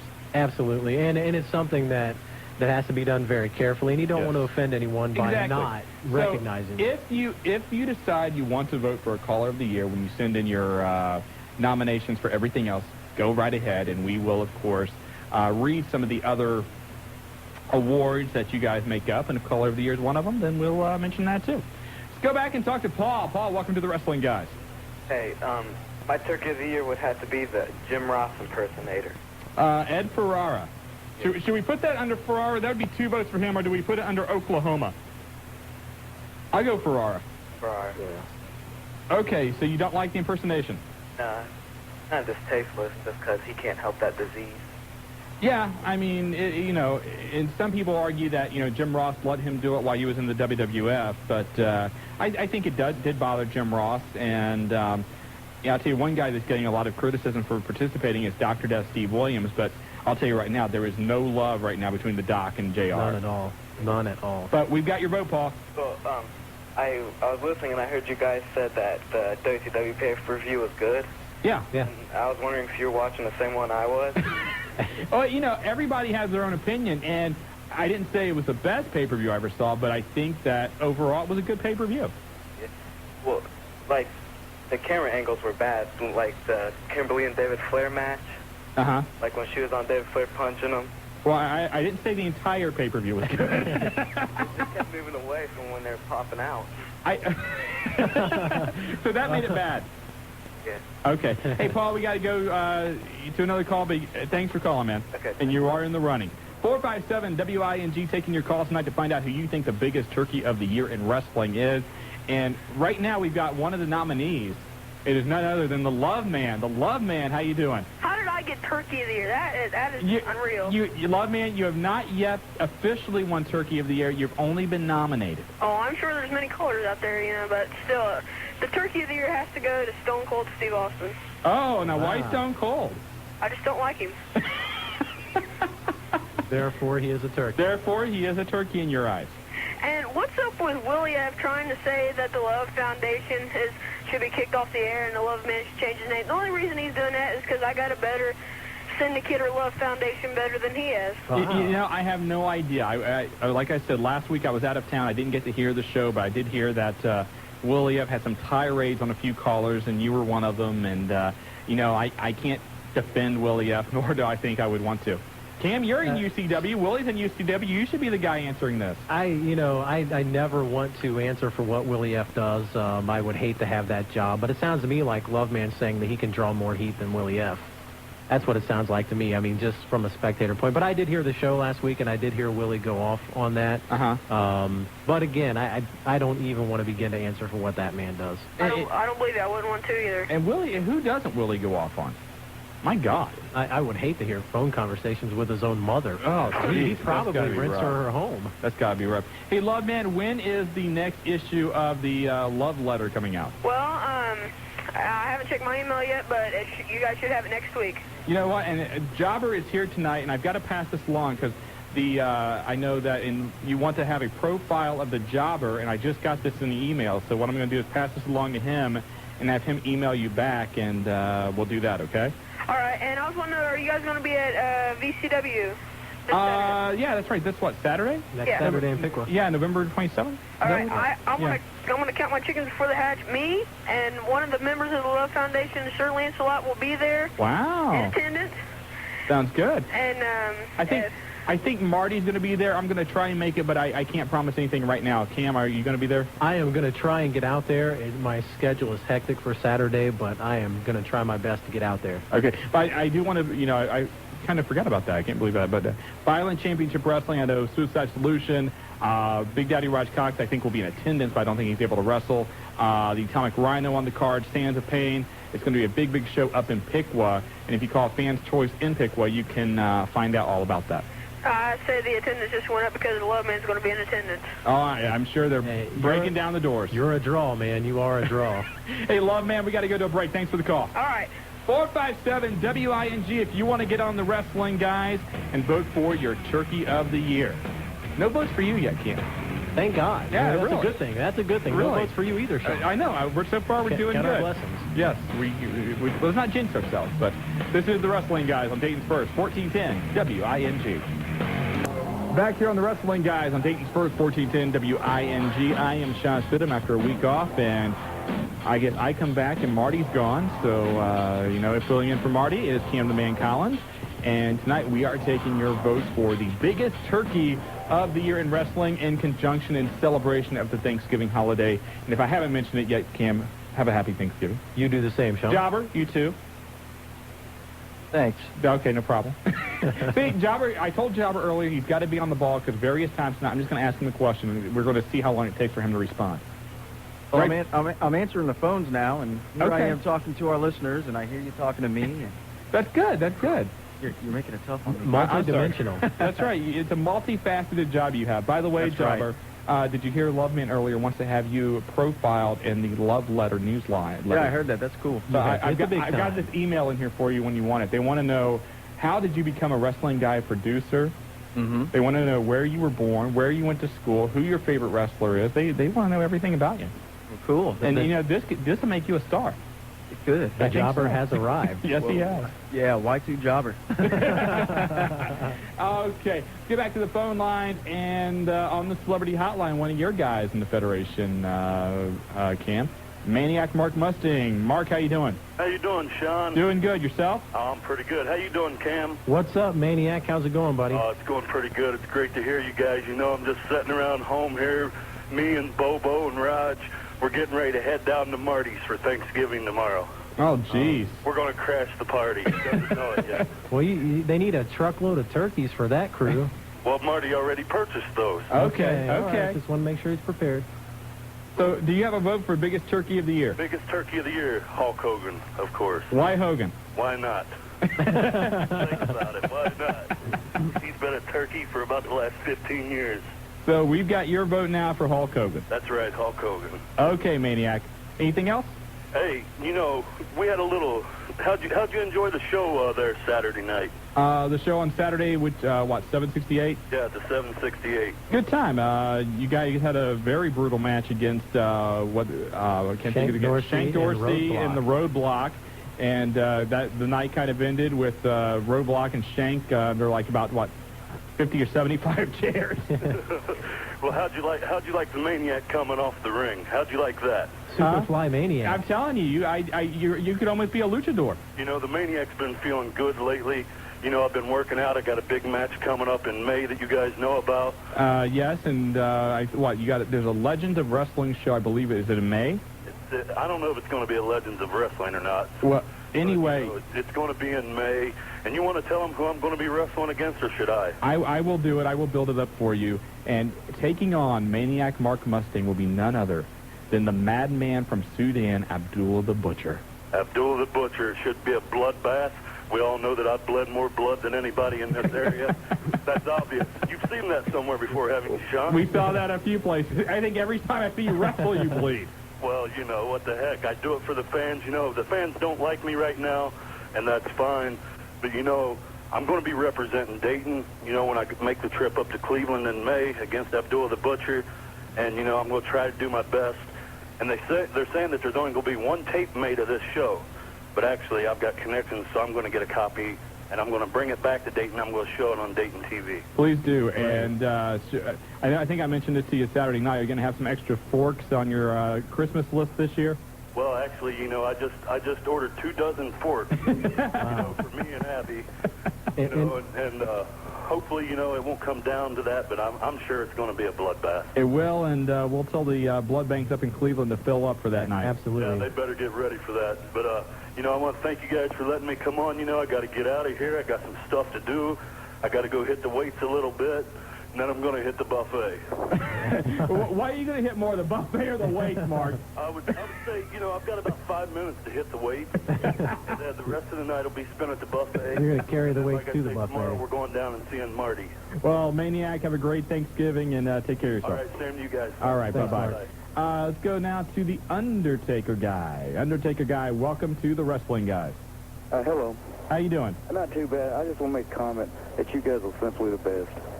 Oh, well, thank you. Hey, we'll take that. Yeah, that's fine. Some people on your hotline ain't, but I ain't going to say their name.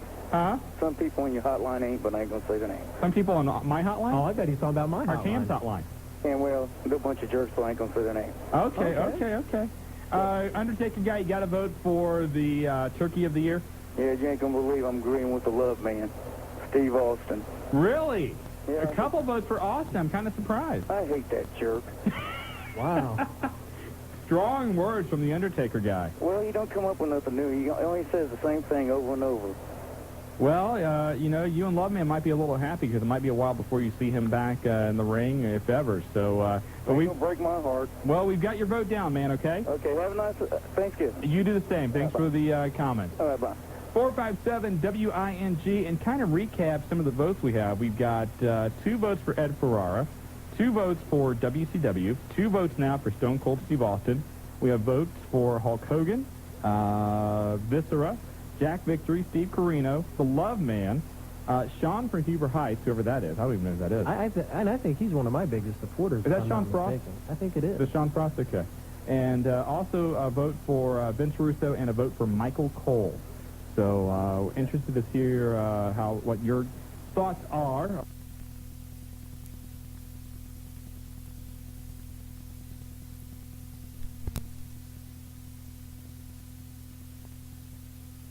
Vote for Viscera, so yeah, I don't know if you're going to count that as 10 votes or just one. Just one. One call, just one vote. Yeah, because I think that, you know, anybody could come on and say, well, I'm representing the entire city of Dayton. Only one, you know, you have to personally vote. So that's what we're going to do there. Back to the phones, and another guy calling in from UCW. What is it we hear UCW guys calling in tonight? Did you give them all the... I didn't give anybody anything. I mean, you're the commissioner now. You've got a little stroke there. I'm too busy to have stroke. I've heard that. Tommy Knockout's on the line. Tommy, how you doing? Pretty good. How you guys doing? Good. You have a candidate for Turkey of the Year? Turkey of the Year, I have to say, is this damn busy sign I get every time I call this phone up. If no one wants to agree with me, meet me outside. I think a lot of people, you know, we can't help it. Busy signal happens, and hey, for us, it's a good problem to have. I can understand. I appreciate the listeners who try so often and so hard to get on the show. Well, the other thing I want to know is, when do I come pick up my award? You guys are saying the best wrestler. No. You see that you have to vote on that. Yeah, let us count the votes we are letting the listeners vote, and the listeners can vote on a number of things. One of them is the best independent wrestler of the year. Well, and I win that, so go ahead and stop the tally. It's done. Well, TKO, if you win, we will certainly allow you to come down here and pick up your award. Well, you know, the problem is I might just come down there anyways. Uh-oh. You know, well, you never know. Well, I think Cam's here to protect me, so... Oh, geez, never mind. Anyway... Well, actually, no, Cam's there. I'm going to his house. Oh, okay. Family show, TKO. We got to go on that. Have a good one, guys. You too. 457-WING, the phone number, and we'll mention this again. What Tommy was alluding to is we are having a year-end contest, and we want to know your votes for best match of the year, best independent wrestler of the year, best angle storyline, best wrestler of the year, and the best tag team of the year. So let us know all of that. And send it in. Not here on the hotline, not on the hotline, not on the show, but write us at the Wrestling Guys, 1410 WING, 717 East David Road, Dayton, Ohio. Jobber, what's the zip code? 45429. And that guy is good. He's good. He's just flat out good. Or you can email it to the Wrestling Guys at AOL.com. And when you do that, I think the last show of the year is like on the 22nd, or the show right before Christmas on the 22nd. And we are going to read some of them on the air. Then everybody that enters is going to be into a drawing, and we are going to give away a plethora of prizes: McFoley books, Nintendo 64 WrestleMania games, Nintendo 64s themselves, and a lot of stuff. So get your entries in, and we got to go to a break real quick, though. Let's go back to the phones and talk to Mark. Mark, how you doing? All right, how are you, gentlemen? Good, yourself? All right, the turkey of the year, okay? The person who devised the script and stand in for Steve Austin during the runover. That was a bad editing job. Yes, bad wasn't it? Well, I've seen better things at a cheap cinema, but I want to. Okay, PWI also has a Editor's Choice Award, right? Yeah. Right. All right. I want to do a tie this year, okay, on Editor's Choice. Now, you might think I'm crazy. Owen, Hart, and Gorilla Monsoon. Yeah, I think that both of those guys are going to be heavily considered for the Editor's Choice Awards. Yeah, but those two, and I'll put it this way, Turkey of the Year, well, like I said, with those script writers, they better, what they used to say, whoever drew the picture, they ought to take out and hang them. Well, you have yourself a nice evening there. Mark, you do the same. Have a good holiday. All right, thank you. Bye. We're going to go to a break. When we come back, more of your phone calls, more of your votes for Turkey of the Year. And you can call in tonight at 457-WING. And Cam Collins sitting in for the vacationing Marty Adams, who is busy getting ready for the Thanksgiving holiday. I thought he was going to call in. He told me he would call in tonight and make a special guest appearance. But, Marty. He's working on those canned yams as we speak, I guess. He's basting. He is basting. Base a lot. Anyway, 457-WING. You're listening to Dayton's first 1410 WING. Make sure. Back here on the Wrestling Guys on 1410 WING. Shawn Stidham along with Cam the Man Collins tonight, filling in for Marty Adams and taking your votes on who the biggest turkey of the year is in wrestling. And Cam, I know you've been sitting over there with your vote tonight, so go ahead and give it to the fans. Who do you think the biggest turkey of 1999 is? My biggest vote for Turkey of the Year is Eric Bischoff. Oh, kick a guy while he's down. And a lot of it does not have to do with him personally as far as all of his troubles in the locker room. There are things that I felt were out of his control. But the thing that pushed him over the edge was that deal he did with Kiss. Yes. Giving them 100% of the royalties from the gimmick. And that's, stupid on his forehead. He signed Kiss for how many million? To come on Nitro. Exactly. To do the Demon character. Right. And then all the merchandising from the Demon character, whether it had been T-shirts, dolls, whatever, Kiss would have got 100% of all of that profit. And you think WCW does what? In the neighborhood 250, 260 house shows a year, maybe even 300? Something like that, yeah.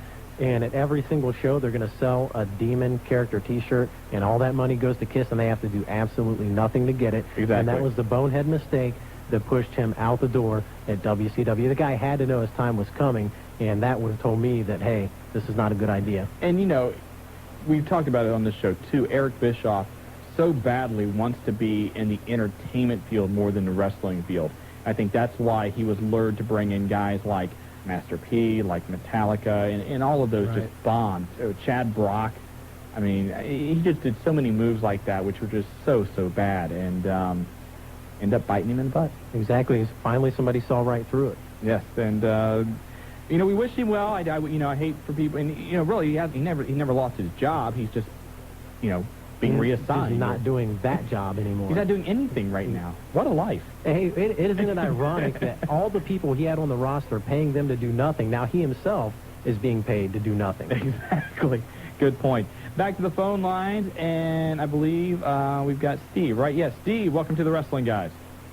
My nominee for Turkey of the Year? Yes, sir. Hop Singh. Hop Singh? Hop Singh. Now, Hop Singh seems like a decent guy. Why did he do to earn that award? Well, I know him personally, so that's one reason. So he's a turkey. Oh. And then the other one, he's sitting there being quiet. Nobody's name. He said he didn't have no vote, so I'm going to give one to Cam Collins. Oh, Cam Collins gets voted. Cam Collins, Turkey of the Year. And why is that, Steve? Because you seem like a nice guy. So I'm a turkey? All turkeys are nice. All right, okay. I'll take a vote for that then. Plus, I met you out at the Nutter Center. Oh, great. We met at the Nutter Center. What show was that? When they had that all sports thing. Oh, okay. Okay, I got you. All right. Well, it's nice meeting you, Steve. Okay. Thanks a lot, Steve. You're welcome. All right, 457-WING if you want to hop on board. And in Dayton, we've got Chip. Chip, welcome to the Wrestling Guys. Okay, I got 2 turkeys of the year. Okay, go for it. One of them is the PTC. Who? The PTC, the People... the Parents Television Committee that's going after the WWF. Jim Ross spoke about him on Monday Night Raw. I think it's a complete joke. I don't know, wrestling's been around for 20 years, and we got shows like NYPD Blue and all these other shows like the Cops and stuff. Well, one of the criticisms that the WWF has had since they went to this harder edge is, that they still have toys and video games and everything in the aisles, and the parents say that WWF is targeting kids, and that's wrong. And to a degree, maybe they're right.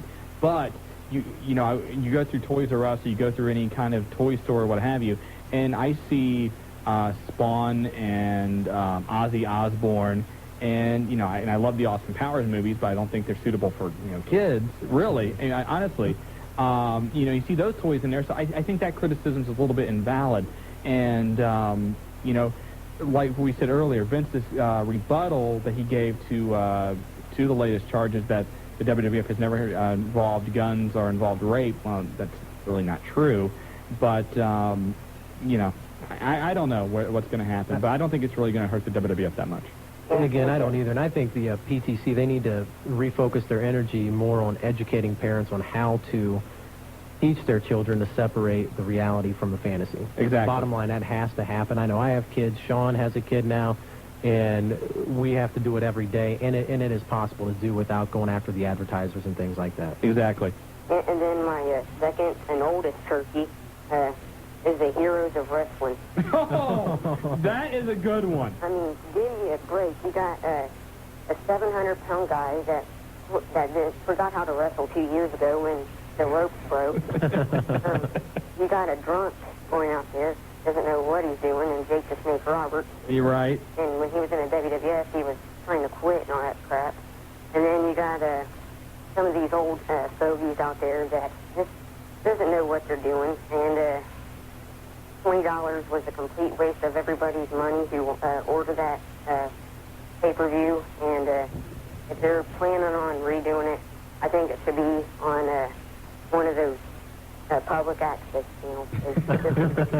Yeah, we had, we pretty much panned the pay-per-view ourselves, and it wasn't so much, you have to understand that the guys in the ring are, 45, 50 years old, and they're not going to be able to do a lot of the stuff they did when they were younger.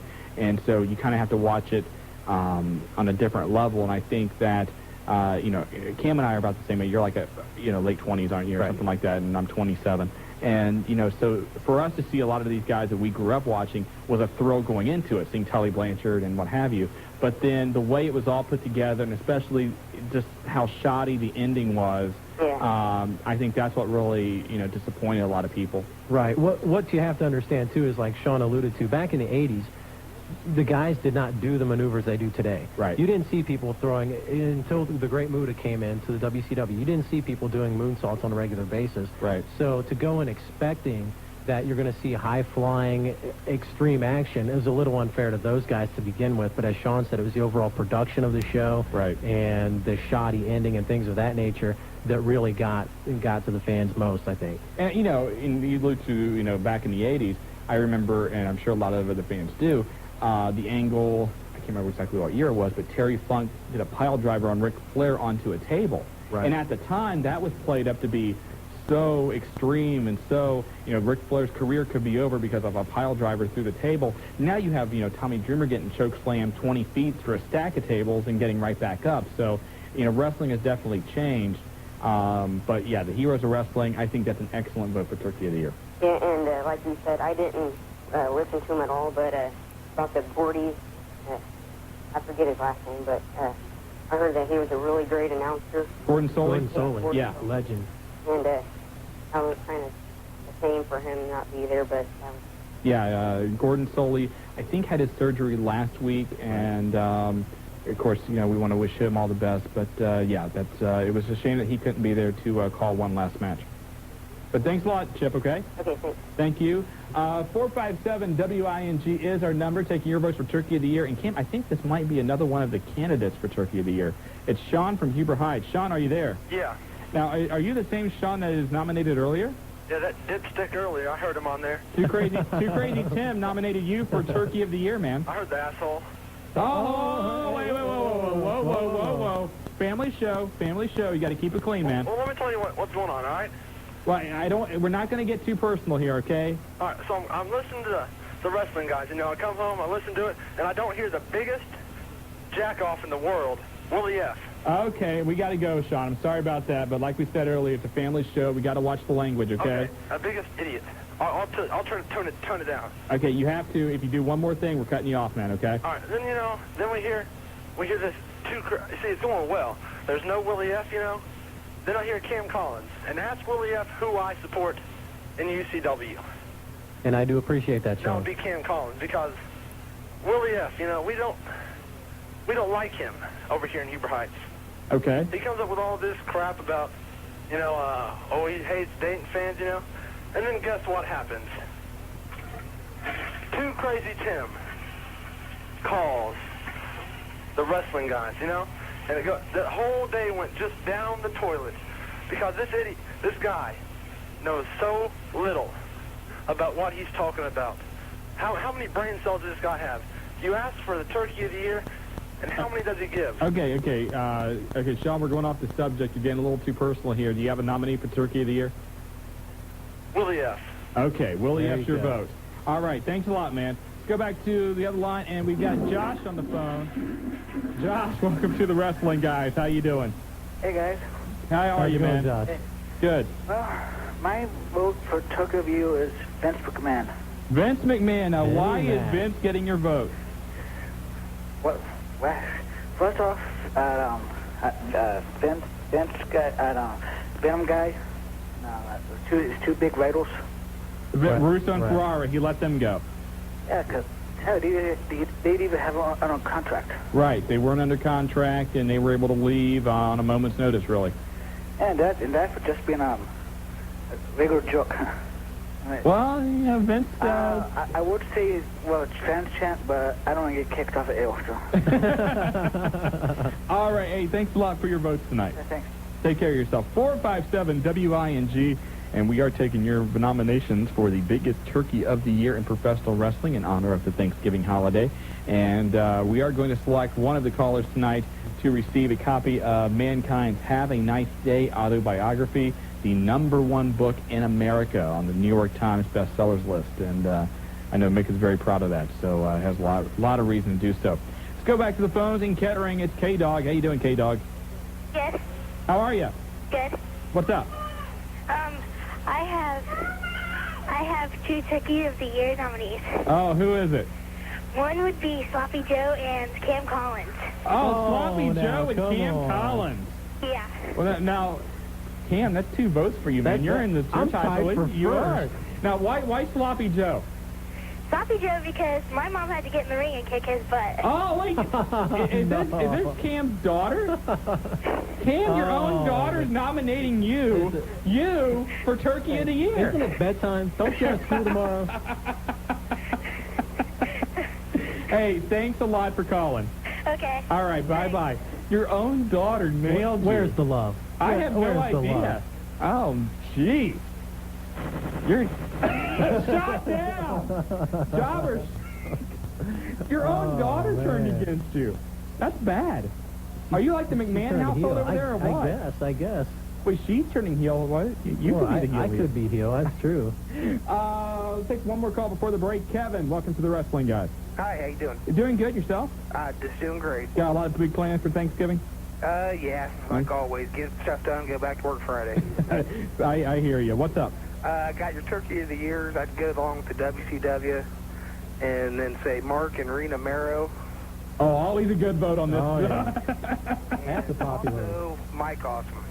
Mike, why Mike Awesome? What's he ever done to be ECW champ? Well, you can say that he doesn't really deserve it, but you got to remember he's being put in that position. So, that's true. We've got your vote, Mike Awesome down, but the Marrows is always a popular choice on this show. And you'll get feedback. I don't care what conversation you're in. You just say Mark and Rena Mero, and you'll get feedback. Yes. Also, for Match of the Year, they just showed this past week they had a Sabu Rob Van Dam taping, and that's got to be up there. Well, we don't want to take the votes here, but either email us at thewrestlingguys@AOL.com or write them down and send them here to the radio station, and we'll put your vote in there. Okay, thanks. Okay, Kevin? Bye. Thanks a lot. We're going to go to a break. When we come back, more of your phone calls, more nominations for Turkey of the Year, and in the running, Cam Collins. Cam could be the Turkey of the Wrestling Guys on Dayton's first 1410 WING. I'm Shawn Stidham, and Marty Adams taking the night off to get ready for the Turkey holiday. And in here tonight, Cam the Man Collins from Unified Championship Wrestling. Cam, welcome back to the show as always. Thank you. And we are taking votes tonight for Turkey of the Year. And tied for second place right now is Cam Collins. I'm shocked. I don't know how to feel about that. Because you kind of had a little hiatus from wrestling. You kind of left months off, took a few months off, and you come back this last Saturday at the show, and all of a sudden you're back on the hotline today, and you're back in the running here for Turkey of the Year, and you're supposed to be a face. I am the face of faces. There is no question in my game. You're not a heel, you're a face, but people think you could be the Turkey, including your daughter. She nominated you for Turkey. Did you do something? No, Did you send her? That is obviously blatantly her mother's attempt to win the Mankind book. Okay, well, your wife should know that she's ineligible because she is family, and tonight you are here on the show, so she's ineligible. I remember, so she is ineligible. Could be trouble tonight in the Cam household. Man, you'd find me sleeping on the couch or out in the doghouse or something. I think I have a spare bedroom. If you need me, give me a call. I appreciate that. Okay, no problem. Anytime, man. Back to the phone line, 457 WING. Mike, how you doing? Welcome to the Wrestling Guys. Hey, I just wanted to put my vote for Turkey and be Eric Bischoff. Another vote for Eric Bischoff. Yeah, I would have thought a lot of people would have picked him by now. I think a lot of people just want to forget Eric Bischoff. And I've kind of said before, he did do a lot of good things for WCW. He did a lot of bad things, too. But at least he turned that company around from bankruptcy and saved it, to a degree. But, I think, most people just kind of forgot about Eric and want to not bring that memory back up. You can also make the case that Eric Bischoff may have saved professional wrestling by putting Monday Nitro up against Monday Night Raw, creating the wars. Now, it's said week after week you have main event quality matches on TV. Right. 2 or 3, 4 years ago, you would not have seen that on television. Now, every week, you have main event quality matches, and it's because of the competition. And, you can also say you saved the World Wrestling Federation because he sent Stone Cold Steve Austin right into their arms. Absolutely. Thanks a lot, Mike. All right. Take care of yourself. Bye. 457 WING, again, the number, and the ref from Riverside. Ref, how you doing, man? I'm pretty good. How are you guys? I'm doing well. Thank you very much. It was real nice and a big pleasure meeting both of you guys Saturday night. Hey, likewise here, man. Always a good time. Absolutely. Hey, I know you have to have a nominee for Turkey of the Year. You better believe it. It's Brian Christopher of the WWF. Now, why Brian? He's the most annoyingest person in the world with that laugh, that little thing coming down that ramp. I like everybody. I've got no enemies, but I cannot stand that guy. You know, a lot of people, I think, probably agree with you, but at least he does his job. He's supposed to get under your skin. Well, he's a good entertainer, yeah. Yeah, so Brian Christopher, you know, you're kind of, the guy just came back from major surgery, and, you're kicking him in here. Well, he should have some kind of surgery done to his brain. It's me, though, Mr. Stedham. It's that laugh. Hey, Ref, thank you very much. You have a great holiday. Okay, you guys do the same. We're working on it. Okay, bye. 457-WING, this is the Wrestling Guys, and, again, taking your votes for Turkey of the Year. And don't forget, every single day, we do have the Wrestling Guys hotline when you want information on what's going on in the world of wrestling. 285-0991, and actually, if you call now, option 3, we do have your SmackDown taping results if you want to know that. And Cam, you're here, so I'll let you go ahead and plug your hotline, too.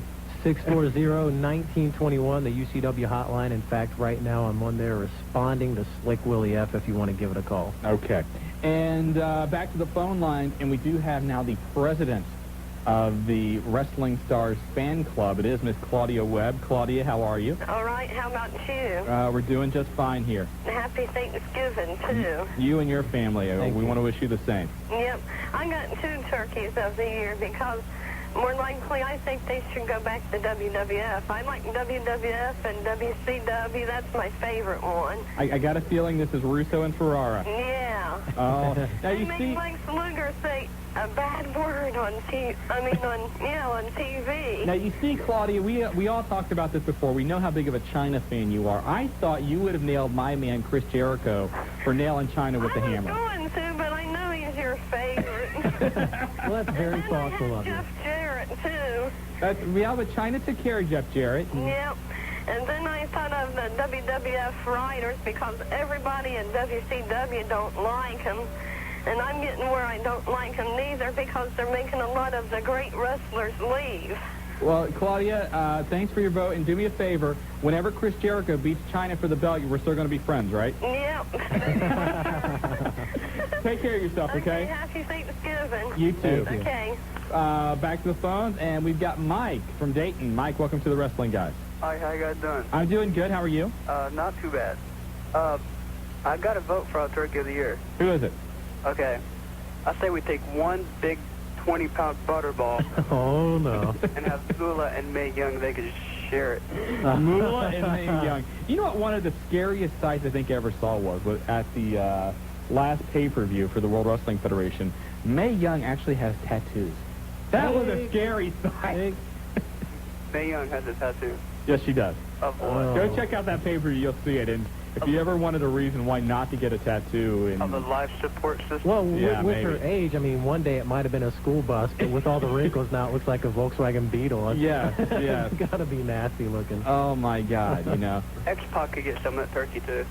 You want X-Pac in there on the vote? Yeah. Okay, Sean Waltman is now nominated as well. Thanks a lot for your call. Thank you. Thanks, man. All right.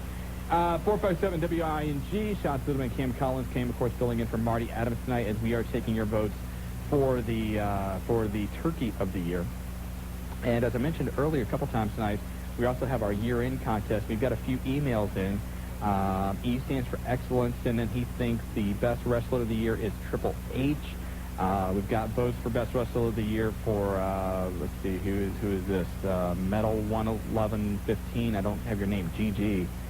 He thinks Bret Hart is the wrestler of the year. And this guy, this is scary. I'm going to read this. Okay. For Independent Wrestler of the Year, all the wrestlers I know of completely suck. So I'll go with the manager, the one and only Slick Willie F. This guy is Colin from Beaver Creek, but I think we now know what Colin's alias is, or Willie's alias is. I think Willie now is actually Colin from Beaver Creek. A nomination for Willie F. as Independent Wrestler of the Year. Oh, my God. That's anyway, if you want to get your nominations in, don't forget to email them to thewrestlingguys@AOL.com, or you can write us here at the radio station. Jobber, what's the address? See, he wasn't paying attention. I'm paying attention. I'm talking to our listeners on the phone line. What's the address if people want to send in their nominations? 717 East David Road, Dayton, Ohio, 45429. You know, you might have a future in this business. I just might. You may do that. I hope. Yeah, we'll see. But you can send in your votes for the Wrestler of the Year, Tag Team of the Year, Storyline of the Year, Match of the Year, Independent Wrestler for the Year, and if you have any other ideas for awards, you can write them in too. And December 22nd, we're going to give a bunch of stuff away. And everybody that writes in, emails in, is eligible to win. So get your letter emailed in now. Cam, back to the phone line, and we have the new czar on the line. New czar, how you doing? Yes, this is the nearly legendary folk culture phenomenon, the czar of high-class kick butt, the Herb, the leader of the new syndicate. Now, Kim Collins is here, and, we've kind of said you're kind of stealing, Mooney's gimmick there. Well, yeah, it's gimmick infringement, but, it's the price you pay for, And a lot of people don't know this, but I am the one who actually used that for the first time on a hotline to introduce the independent icon in that way. So kind of, you came partly responsible for that. You are responsible for his entire identity. For that craze known as the independent icon. Well, Cal, you'll be getting the royalties from the news art. I appreciate that. You're on the payroll now. Well, I have a couple questions. Yeah, I heard about the Taz thing, about him hitting Austin. Well, if Austin does come back, I heard Flying Les Edwards say this on be back by the Royal Rumble no later than WrestleMania. Who said that? Flying Les Edwards. Is this true or false? Is it Austin to be back? Yes. Well, number one, the idea that it has to hit Austin is purely speculation. That has not been decided who will be driving the car. Number two, with Stone Cold Steve Austin, there's a lot of different ways to look at this. Number one, everything we've heard, and we've heard this from people backstage, is that he has a shrinking of the spinal column. And because of that, his in-ring career probably is over. Combine that with the fact that he wants to spend more time with his daughters. He is engaged with Deborah. They're planning a life together. He has offers to do TV shows and a lot of other things. And, in all honesty, the guy has nothing left to do in wrestling. He's done it. All in a span of 2 years. Yeah, he has done everything there is. Incredible. So, it's very easy to see why maybe there's something else he would like to do or maybe to move on. And so right now, nobody knows if Steve Austin is ever going to come back in the ring for the World Wrestling Federation, although the WWF has said this past week, we will have Stone Cold Steve Austin permanently in the WWF in some capacity, whether that be an announcer, special referee, commissioner someday. Okay, I think that'll work. I don't know. Now, I got to tell you this. There's also a conspiracy theory out there, and Cam, I don't know if you know this one or not. But, and this is maybe a stretch, but recently we've talked about that new WrestleMania 2000 video game that came out. Right. Stone Cold Steve Austin is not on the packaging. They put 5 guys in the front of it. A lot of people say, well, Stone Cold's your number one guy. He should be there on the packaging. Jeff Jarrett's on it.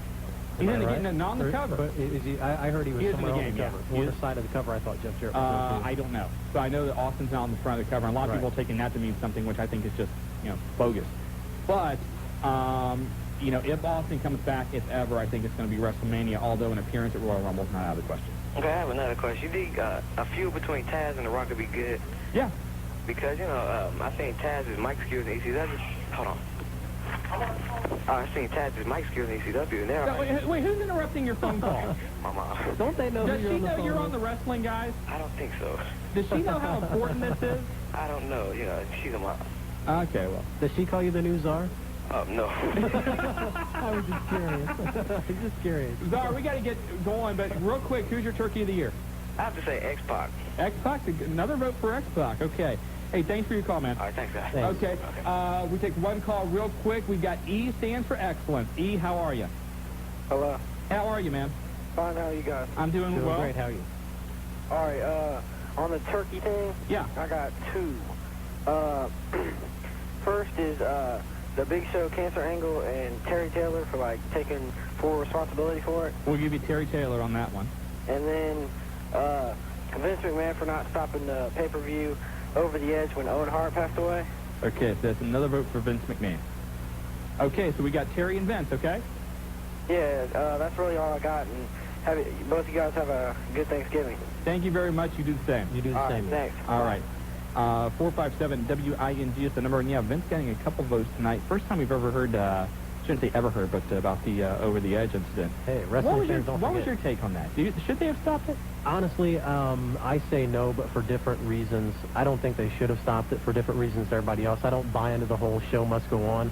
I feel that if I'm in attendance with my children and we just saw a man fall 85, 90 feet from a ceiling into the ring, But nobody saw it. The lights were out. That's true. You know. But you see the aftermath. Right. I don't want a public address announcer coming on. It's a very impersonal way to find out, to say, hey, Owen Hart has passed away. I want to explain to my kids what they just saw in my own way. I don't want it crammed down their throat. Plus the fact that you don't know what's going to happen to these people once they realize they just watched a man fall to his death. Right. And, you know, and in counseling, some people probably needed counseling over that. And in hindsight, maybe they should have done that. But at the same time, you know, in that situation, I don't think that any, you can't criticize any response or any procedure they did. Exactly. No, you don't know how to react to that. And keep in mind, it's not all Vince McMahon's fault. The wrestlers could have stopped had they wanted to. They were offered the option. They chose to continue. Right, and I think very important. You know, I don't know. You know, everybody. You know, some people say Owen would have wanted to go on. Nobody really knows. But, you know, hopefully we won't have to run into that situation again. But hopefully not. Yeah, let's go to a break, and when we come back, we're going to talk to Tornado, and hopefully you call us at 457-WING. This is the Wrestling Guys. Adams and Shawn Stibbin on 1410 wing. Deadman. Maybe they should keep jobbing in the WWF after that. My God. Jeez. Anyway, back here on the Wrestling Guys, I almost said Wrestling Guys Hotline. Wrestling Guys Show. Jeez. I need a holiday break. Leave your message at the phone. Yes. Thanks for calling the Wrestling Guys. Anyway, taking back to the phones, 457-WING. We've got, I don't know if we've had this guy before, Tornado. Tornado, how are you? Hey, I'm doing fine. You have a vote for the Turkey of the Year? Yeah, definitely. And when you define Turkey as loser, I think it'd have to be Shawn Stasiak Meat. The Meat? Yeah, this guy, he's never really been that good of an entertainer, but at least he had a gimmick at first, pretty much. That's true, but you know, I think he has a lot of potential, and I think they just have to try and find that right gimmick for him. Yeah, because like every single match he ever has, you hear boring from the crowd now. He's not going over really well. Can you imagine how great a feud would be between him and Steve Blackman? My God, the ratings would just be huge. Skyrocket. Yes. Anybody else? No, I think Meep covers it all besides the Here's a Wrestling and the Jurassic Park episode with Mae Young and Fabio Silva. Lawler's about the best commentator also ever. Who? Lawler. Okay. Well, thanks a lot for the call, man. All right. All right. Take care of yourself. We're going out to New Carlisle now and talk to Dustin. Welcome to the Wrestling Guys. Yeah, my vote for Turkey of the Year would be Tony Schiavone. Oh, very good vote there. Now, why Tony? Because he's just a big loser. And you can hear why every Monday night at 8 p.m. on Yes, TNT. you can. God bless him. All right, Dustin, thanks a lot for the call. All right, bye. Okay, 457-WING, this is the Wrestling Guys, and in case you were just joining us, we are taking votes tonight for Turkey of the Year, and the winner is going to get a copy of the Mankind autobiography, Have a Nice Day. It is now the #1 book in the country. We want to thank our friends at Regan Books and HarperCollins for providing the book with us tonight. And, you know, recapping these votes, I think now Heroes of Wrestling has a couple of votes in here. Moolah and Mae Young have gotten some votes. Vince McMahon's got a couple votes. Ed Ferrara still in the lead. Ed Ferrara, a couple teamed up with Vince Russo, but also because of his Oklahoma persona. Right. And in second place, you, Kim Collins. Turkey of the Year. Some things you just can't explain. I guess I don't know. One guy voted me turkey because I was a nice guy. Your daughter voted you as a turkey. And it better have been because I was a nice guy. Back to the phone lines, and on the line right now, it is the Doctor of Love, Stevie Hayes. Doc, how are you? Not bad. How are you guys tonight? You doing well? How's it going, Stevie? What's up, Cam? You guys sound like you're having a blast tonight. Always. Well, man, I got 2 turkeys for you. Okay, be good. I'm always good. I won't even say their name. The Fat Man runs a fantasy league. Okay, hold on. Okay. Don't get personal. Don't get personal. Okay, One more. Dave Diamond. Now, Dave's in your organization. Oh, yeah, but he's the biggest turkey. You know, every time he builds a Diamond's dynasty up, well, they all get hurt real quick. So that's some manager as far as I'm concerned. Okay. Dave Diamond has to be one of the top turkeys. We've got Dave in there, Doc. Have a good Thanksgiving. You too, guys. All right. Bye. 457-WING, a vote in there now for Dave Diamond. And Turkey of the Year. And getting a lot of votes in on that. And what else do we got? No pay-per-view coming up this week, so that's a little odd. SmackDown's on tomorrow night. Right. Next big live show coming up is December 11th. when the Heartland Wrestling Association comes back to Centerville, and at the Sportstown Athletic Center. It's going to be a big show that night. Rapid Delivery Roy Fox, Cody Hawk, a few other guys are going to be there too that I can't go into yet right now, but it's going to be a big show, and you can call the Wrestling Guys hotline for more information on that at 285-0991. And what else do we got here? What else do you want to talk about, Ken? You know, something that's interesting is we get these votes for Steve Austin. You probably saw this on OneWrestling.com. Mm-hmm. They're doing Dave Scherer is doing his own Wrestler of the Year, and in the WWF, Steve Austin is losing that race for Wrestler of the Year to Triple H. It's kind of an interesting note. Maybe there is some fallout from Austin's injuries, catching up with him. It could. Being out in front of the camera. And one thing, you know, I was sitting here earlier today at lunch, and I was trying to figure out, you know, my own Wrestler of the Year and Independent, and I was trying to do all that myself, and I'm going to, you know, reveal those on the 22nd. And I'm not sure if I'm going to name him Wrestler of the Year, but in my opinion, you might have to go with The Rock over Stone Cold in the WWF because, you know, it's almost like the MVP voting in baseball, basketball. Austin didn't really do anything that he hasn't done before. He's been the number one guy, arguably. Right. But he's done that. Nothing to stand out more so than previous years. Right, and The Rock has now come up into a level, you know, where he is at least, you know, a notch below Austin, if not equal.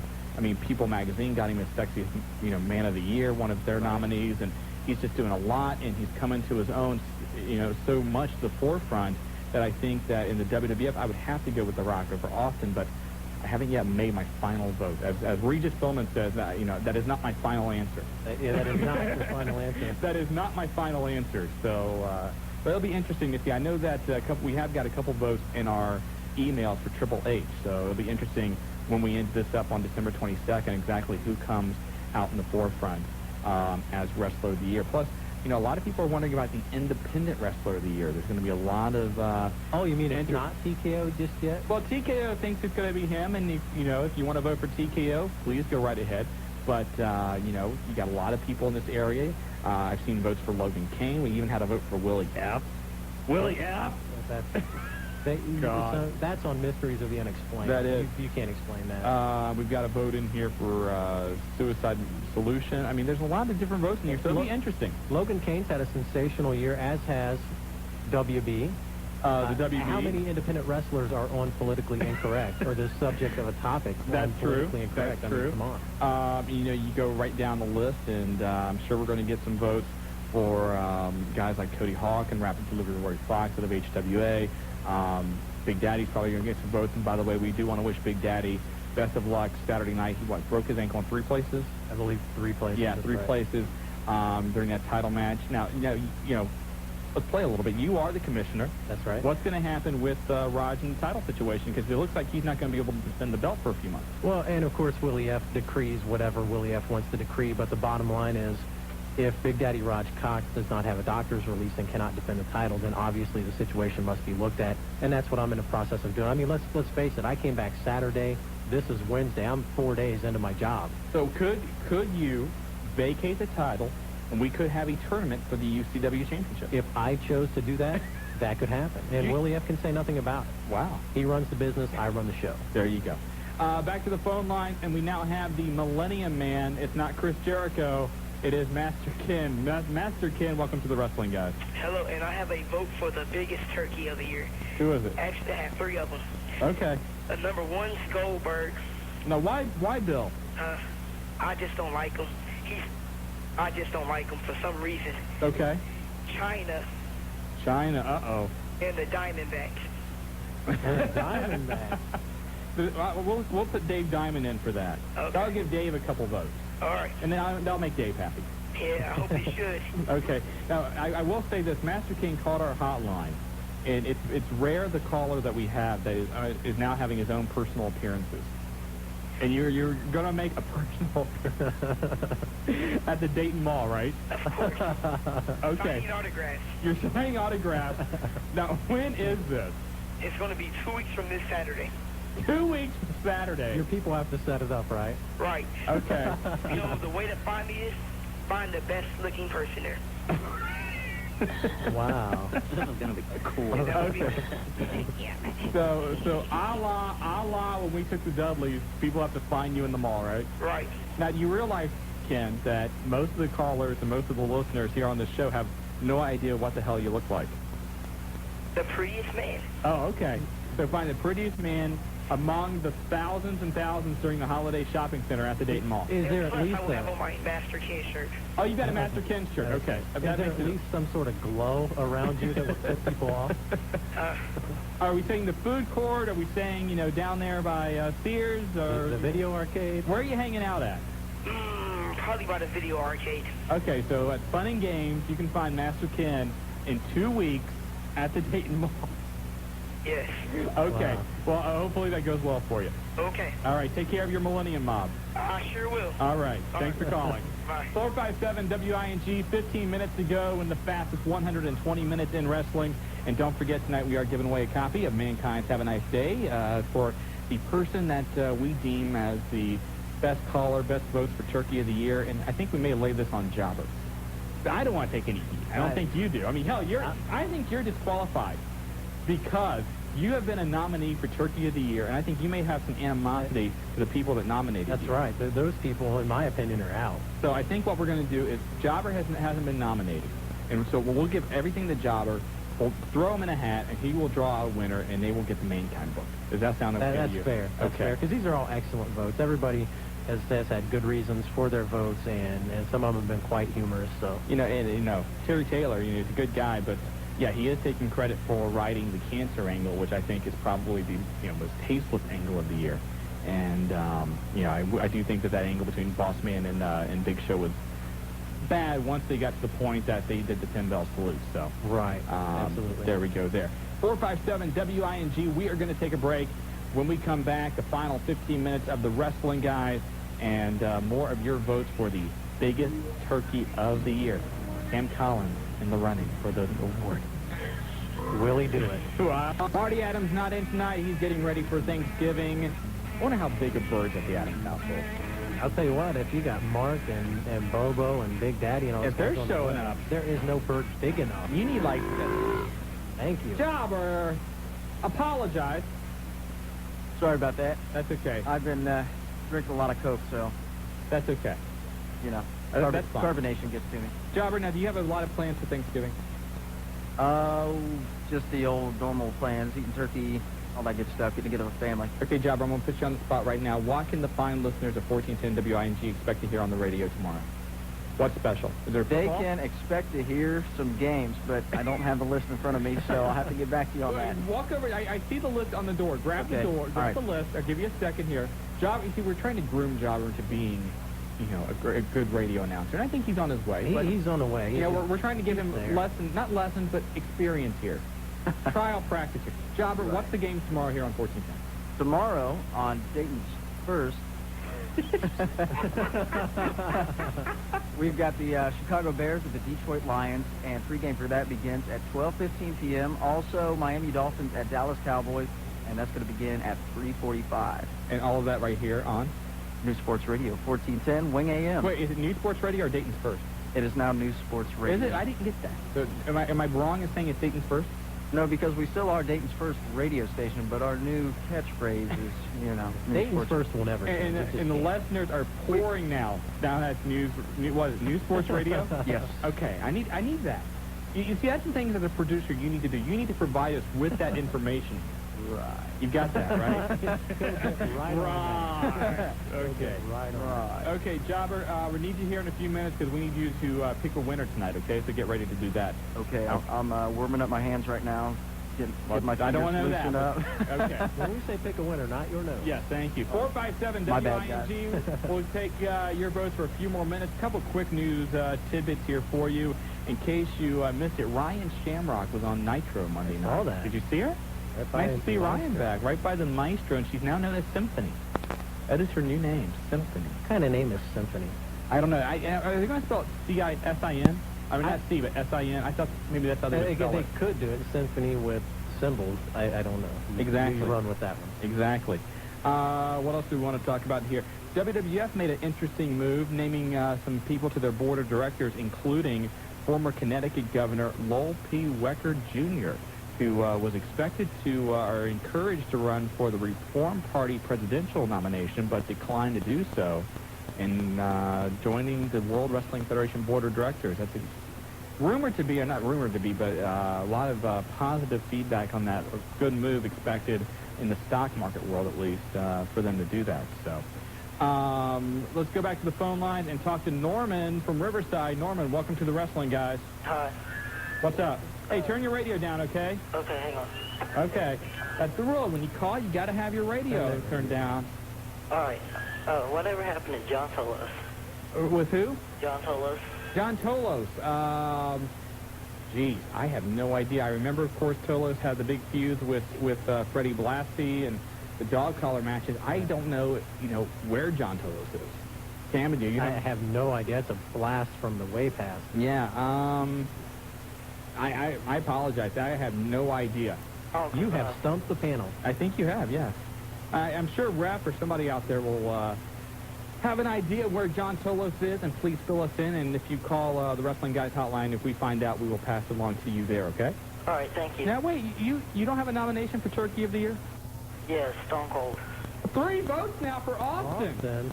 Tying Ed...